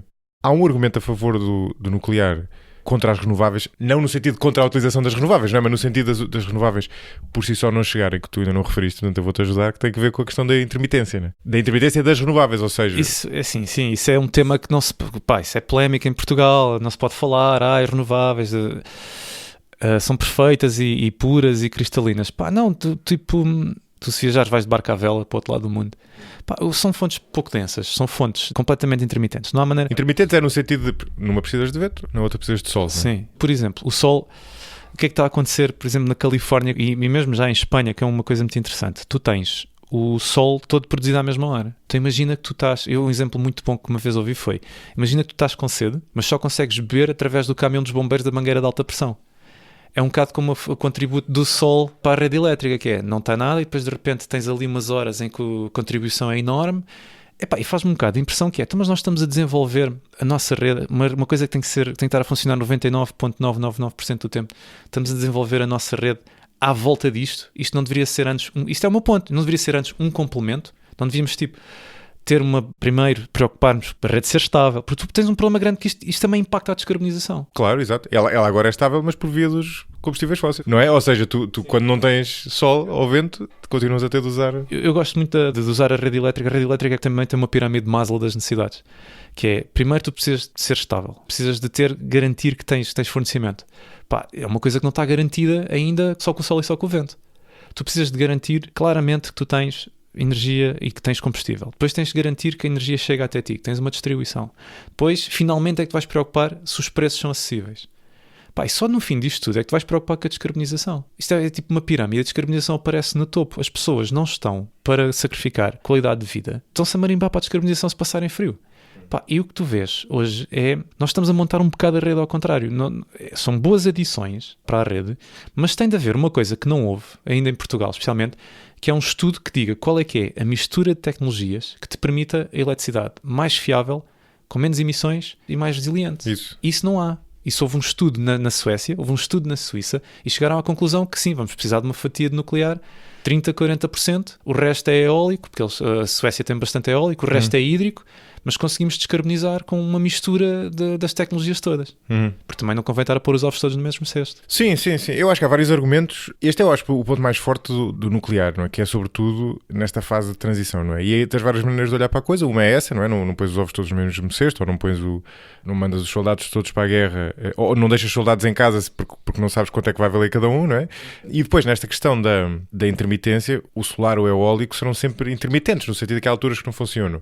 E do que eu sei sobre o tema, parece-me que por várias razões, seja tecnológicas, seja de matéria-prima, seja até do espaço que ocupa, estamos muito longe de poder ter baterias que consigam corrigir essa intermitência. Ou seja, mesmo que conseguíssemos produzir 100% da energia elétrica necessária com base nestes métodos renováveis, parece que está muito longe a hipótese de termos baterias, não é, suficientes. Não é? Quero só deixar um exercício para as pessoas que estão a ouvir e para ti. Já se ouviu em montes de lados, na televisão, na rádio, até aqui neste programa e tal, mas já se ouviu muitas vezes que é fácil, solar, eólico, é fácil, pomos, é rápido, é barato, não sei o quê. Dá-me um exemplo de uma cidade, ou de uma localidade, ou de uma aldeia, em que viva 100% com sol e vento. Não existe. Não há nenhuma? Não há nenhuma. E já houve experiências. Tivemos na Índia, a Greenpeace montou lá em uma aldeia chamada Darnai, imenso solar e imensas baterias, uma barbaridade. Aquilo ao fim de 2, 3 anos as baterias deixaram de funcionar, as pessoas, o que aconteceu? Voltaram para o carvão. Ou seja, desculpa, durante esses 2 anos havia energia suficiente para alimentar aquela cidade com aquecer baterias, alguma não é? água. Não era assim um consumo de energia a nível ocidental também. Claro, pois, sim. Mas tu tens aqui, mais perto de casa, tens uma localidade no Algarve chamada Angares, numa das ilhas de Faro, se eu não estou em erro, em que eles vivem, orgulham-se de viver fora da rede, mas vivem ao sabor do sol e do vento. E eu pergunto-me, onde é que esta gente tem uma rede de esgotos? Não tem. Se é tão fácil descarbonizar com sol e vento, deem-me um exemplo onde isso funciona. E eu aceito. E o problema das baterias é sim, tu não tens ainda baterias suficientes. Não tens. É muito difícil armazenar energia. É muito complicado. Por isso é que convém estar sempre a gerar. Convém que a geração seja constante. E depois tens aquela coisa, mas espera lá, quando eu tenho excesso no verão, como é que eu levo o excesso para o inverno? Esse modelo económico não faz sentido nenhum. Tu tens uma bateria caríssima que se vai carregar uma vez no verão e descarregar no inverno, 6 meses depois, uma vez por ano. A história das baterias também não me convence muito. Sim, nas baterias parece haver grandes limitações e mesmo que... E depois também ocuparia imenso espaço, ou seja, aqui... Muita mineração, muitos químicos. Esses químicos não são como o combustível nuclear gasta, esses químicos são tóxicos para toda a eternidade, são muitos. Depois tinhas que reciclar, sim. Ou seja, no fundo, tu tens essa intermitência, portanto, há países com maior ou menor potencial para as renováveis. Nós temos um ótimo potencial de renováveis, sobretudo, quer dizer, nas duas, mas sobretudo na solar, acho eu. Eu aí vou ser um bocado polémico. Eu digo-te que tu olhas para um investidor de renováveis no mundo, ele olha para Portugal e Portugal está no limite. O que quer dizer estar no limite? Nós estamos já numa latitude de 39, já é muito alto. Por exemplo, tu vais ver o Egito, tu vais ver países mais próximos do Equador. Aí sim, aí há um potencial bastante grande para solar. Na Alemanha esquece. Na Alemanha é impossível pensar em solar. Mas nós já estamos mais ou menos eu acho que é um bocado um mito dizer que nós temos muito sol. Podíamos ter mais? Sim. Mas... Ok, esse ponto é interessante, sim, de facto, somos um país temperado, não somos um país... Não estamos provavelmente perto do Equador, não é? Isto não é uma questão de calor, isto é uma questão de irradiação do Sol, tem a ver com o ângulo, tem a ver com Pois, exato, sim, de facto, sim. Então quais são os países que recebem mais radiação? Pá, mais próximo do Equador, quanto mais próximo do Equador, melhor. Isto é uma questão geométrica. Sim. Pois, ou seja, não tem a ver com o calor diretamente, mas é... Com a irradiação. Está muito correlacionado, não é? Sim, aceito esse ponto. Não era isso que eu estava a pensar. Agora, a questão é... Tu estás aí a pôr essa questão em dúvida e parece-me um ponto válido, não é? Mas mesmo que isso fosse verdade... Por causa dessa questão da intermitência e pelas limitações das baterias, tu ias ter que ter algo que funcionasse como um backup para... Lá está, é a tua premissa, que eu acho que é uma premissa que nem toda a gente partilha, mas eu partilho, que é... Vai ser muito difícil ou quase impossível de fazer a transição energética fazendo as pessoas abdicar do nível de vida, não é? E, portanto, partindo dessa premissa, portanto, haverá pessoas dispostas a viver nesse tipo de comunidades, mas não será a maior parte das pessoas. Partindo desse tipo de premissa, tu vais ter que ter algo que funcione como backup, não é? Como equilibrador do sistema. Como base load, como se diz. Exatamente. Era a palavra que eu estava a pensar. Não era nada. E aí, a única que não é, na maior parte dos países, a única que não tem por base combustíveis fósseis é o nuclear. É a única que escala e não está dependente de topologias locais, da orografia, agora está-me a esquecer o termo, mas da geografia local. Escala porque tu podes fazer, cada reator tem uma pegada de área minúscula, tu podes pôr vários, a França tem 6 de 1 gigawatt ao pé do mar, numa área de acho que é 1 quilómetro, são poucos quilómetros quadrados, mas aquilo alimenta 6 milhões de pessoas. São alguns campos de futebol, 6 milhões de pessoas, não é uma área muito grande. Sim. E isto é provável que varie de país para país também, não é? Ou seja, isso é algo que tu admites, ou seja, há países cujo modelo dependerá mais de nuclear e outros que dependerá de menos. Sim, completamente. Por exemplo, a Polónia tem, basicamente, queima carvão como se não houvesse amanhã. Para mim faz sentido que eles tenham muito nuclear no mix final. Sim, mais do que nós. Mais do que nós. Por exemplo, eu acho que as renováveis têm um papel como... Eu gosto de chamar... Está-me outra vez a faltar a palavra em português, peço desculpa, fuel saving techniques, que é... Os franceses já conseguem modelar os reatores da frota, que é quando está mais vento, baixam a produção para poupar um bocado a queima do urânio. Quando não há vento, sobem a frota. É o que eles fazem aos fins de semana. Ao fim de semana a procura de eletricidade é menor, as pessoas estão a passear, não estão em casa, não estão a trabalhar. Eles baixam o output da frota. E isto, depois dizem, mas não é económico, só é económico se estiver sempre a bombar. Não, as centrais nucleares conseguem durar 80 anos. Nós temos centrais que estão a durar 80 anos. É tipo o barco dos argonautas. Tu vais sempre renovando. Eles conseguem ir tendo extensões de vida. As centrais em Espanha têm 40 anos, receberam extensões de vida para 60, mas infelizmente o governo vai fechá-las. Tu tens centrais hoje em dia já com permissão para operar 80 anos. Há uma que está na Suíça que foi ligada poucos meses depois do homem chegar à Lua e continua lá. E na Suíça? Na Suíça. Engraçado. Sim, eu acho que é interessante porque é até uma boa maneira de fecharmos esta discussão. Diz-me se concordas com isso, mas esta discussão não é, e acho que isto ficou visível na nossa conversa, não é só... Ou não é tão simples como nuclear sim ou não, depende do nível de análise que nós estamos a usar, não é? Porque isto que nós estamos a falar agora, que é em que país é que nós estamos a falar, não é? Sim, claro. E isso variará de país para país. O que tu estás a propor é o nuclear é provavelmente relevante na maioria dos países em proporções variáveis, dependendo da capacidade deles para usar outro tipo de fontes de energia. E depois há outra questão, que é na verdade a que eu acho mais interessante, que tem que ver com, por um lado, a emergência climática, por um lado a batalha, digamos assim, a guerra contra a emergência climática, e por outro, a tecnologia que tem mais viabilidade a longo prazo, não é? E se eu tenho algumas dúvidas neste segundo, ou seja, acho que há muitas incógnitas ainda relativamente à capacidade do nuclear de ser mais barato do que as alternativas, a longo prazo, ou seja, no mundo daqui a 50 anos ou 100 anos, a primeira também parece difícil de argumentar que tu não precisas de nuclear nesta fase, porque tu não sabes, não é? O ponto é, tu não sabes, esta já existe, se calhar ele até vai acabar por ser mais caro do que as renováveis, se calhar vamos arranjar baterias, outros tipos de tecnologia, mas há aí duas coisas que eu gostava de corrigir agora, que é, não há nada mais barato do que o nuclear já amortizado. São dados da Agência Internacional de Energia. As centrais na Alemanha que estavam a funcionar, tinham tipo... As pessoas perdem-se quando eu digo valores, mas tinham valores de operacionais baixíssimos. Claro, reatores muito otimizados. Mas no longo prazo, por um lado terias de construir novas e por outro, nessa tua equação tu dizes não há nada mais barato hoje, mas a prazo pode haver, não é? A prazo as renováveis podem revelar-se mais baratas. Eu não estou a dizer que vão, não é isso que eu quero dizer. Mas calma. Aí tem que haver outra distinção, que é um painel solar é barato. Pôr um painel solar numa rede é caro. A eletricidade que o painel solar produz é barata. Mas ele está, o quê? 75% do tempo sem produzir? Estou a dizer 75% do tempo. Onde é que vou buscar a eletricidade? Ter um painel solar é uma adição.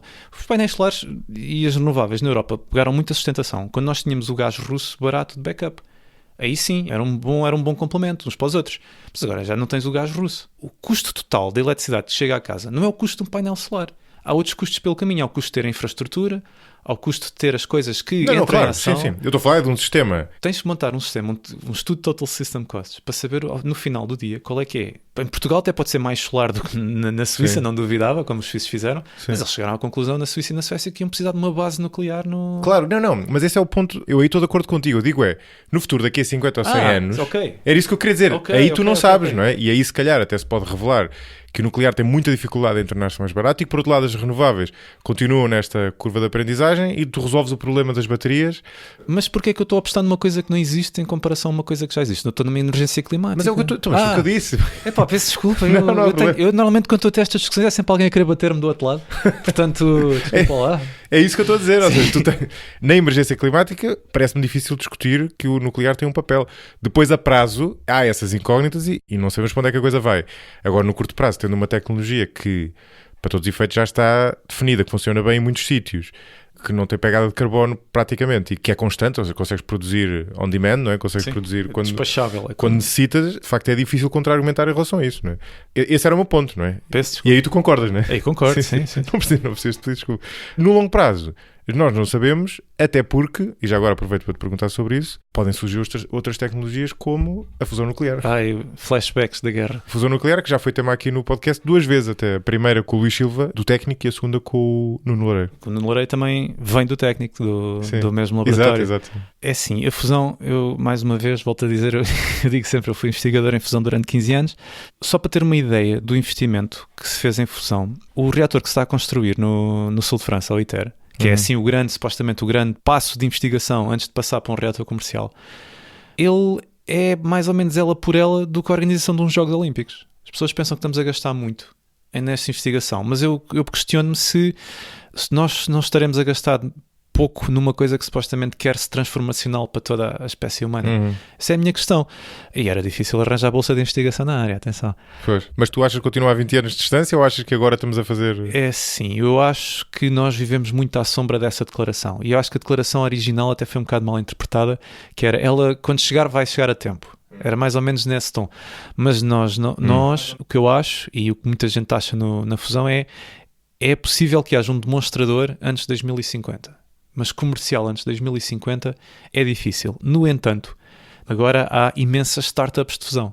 Uma ou duas é bastante promissora. E é um bocado estranho que até agora foi sempre investimento público. Imagina uma maratona, eu ouvi este exemplo há uns tempos, imagina uma maratona, 42 km, e chegas ao quilómetro 41 e de repente os Estados começam a financiar startups, então passam a estafeta para o último quilómetro, as startups ver se chegam lá.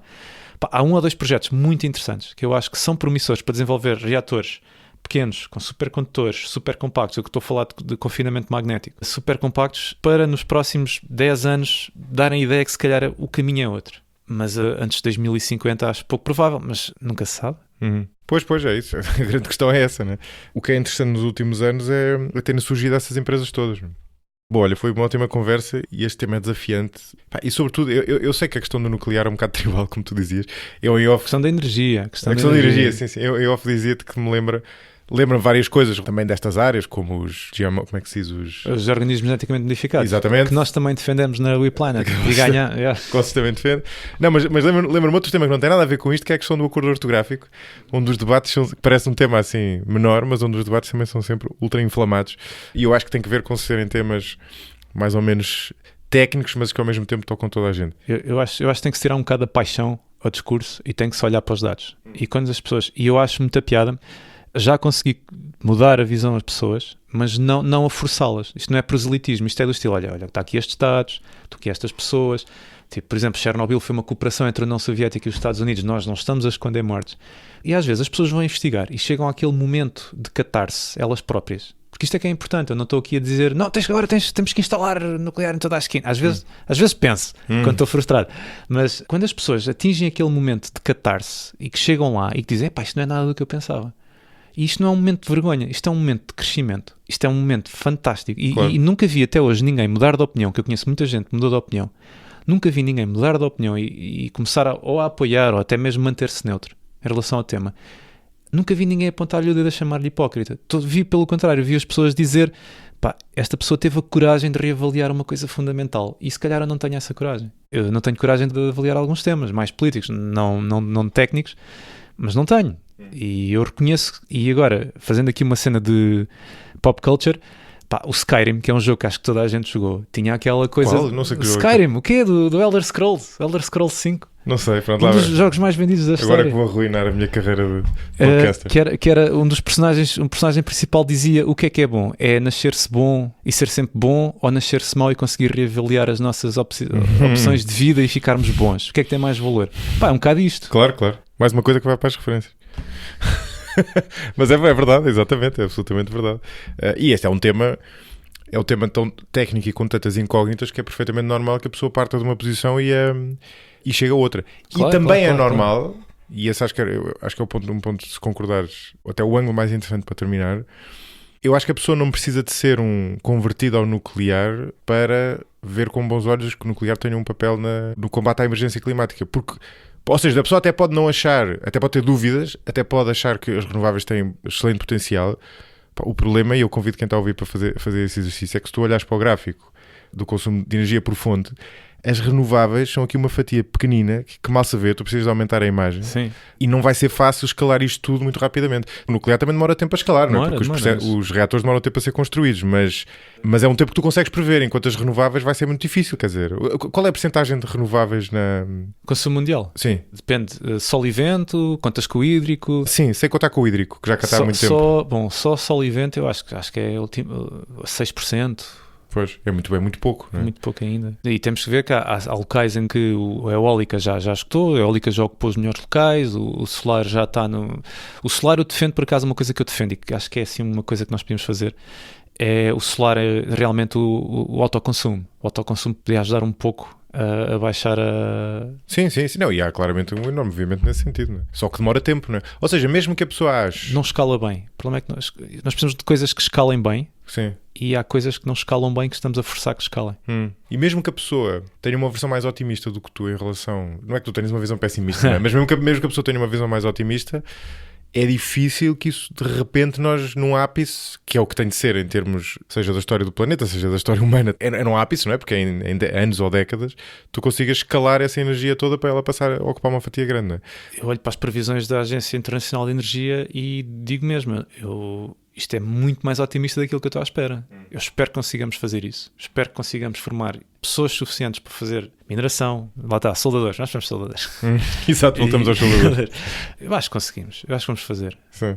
Olha, e para terminar mesmo, tu já recomendaste o livro do Václav Smil no início, mas sei que tens aí mais umas recomendações, não só livros. Sim, recomendo também o outro livro, que é o Como o Mundo Realmente Funciona, do Smil. É tipo, um é tipo o Senhor dos Anéis, o outro é o Silmarillion, do Václav Smil. Recomendo também um livro sobre aquela coisa que nós discutimos pouco, que chama-se Shorting the Grid, acho que não há edição em português, da Meredith Angwin. Eu depois mando Shorting the Grid é um livro sobre como nós estamos a tratar mal a transmissão. E como a transmissão é um grande problema quando tu tens muitas renováveis na rede. Quando falas em redes descentralizadas, ninguém diz quantos quilómetros de nova transmissão tu vais precisar, porque tu tens fotovoltaica é muito pouco denso, está muito espalhado. Então tu vais ter muitos projetos que estão em muito sítio e precisas de pôr esses projetos na rede principal para eles poderem alimentar a rede principal. As ligações. E depois tu tens outras coisas, que é a rede elétrica que nós temos, por exemplo, na Europa, está a operar a 50 Hz. É uma onda de 50 Hz, que por isso é que às vezes vês assim as luzes a pescar, às vezes consegues, e tem que ter uns valores de voltagem muito constantes para ser utilizado na indústria, nas casas. E então, se a frequência falhar, a rede vai toda abaixo, se a voltagem falhar, a rede pode ir abaixo também. Isto é um jogo de equilíbrio. E então, pôr muitas renováveis na rede põe muito ruído nessa onda. Imagina que tens um lá... Tem que ser uma coisa muito bem, uma nota musical muito bem afinada para funcionar, e pôr muitas renováveis nas redes desafina a nota musical e mandas a rede abaixo. Portanto, o Shorting the Grid da Meredith Angwin tem a ver como andamos a tratar muito mal a transmissão e não devíamos. E finalmente, para acabar, livros gratuitos. O meu antigo presidente do laboratório, o professor Bruno Gonçalves, ele tem uns livros gratuitos no site do Instituto de Plasmas e Fissão Nuclear. Há um é para combater os mitos do nuclear, chama-se Mitos e Posologia da Energia Nuclear, acho que estou-me a esquecer do nome do livro, mas tem outro que é o principal, que é a Fusão Nuclear na Era das Alterações Climáticas. São livros gratuitos, ele tem imenso conteúdo no YouTube de apresentações que fazem em escola, é um excelente divulgador deste tema. Sim. e também recomendo isso, está em português. Boa, excelente. Luís, obrigado. Este episódio foi editado por Hugo Oliveira. Contribua para a continuidade e crescimento deste projeto no site 45grauspodcast.com. Selecione a opção Apoiar para ver como contribuir, diretamente ou através do Patreon, bem como os benefícios associados a cada modalidade.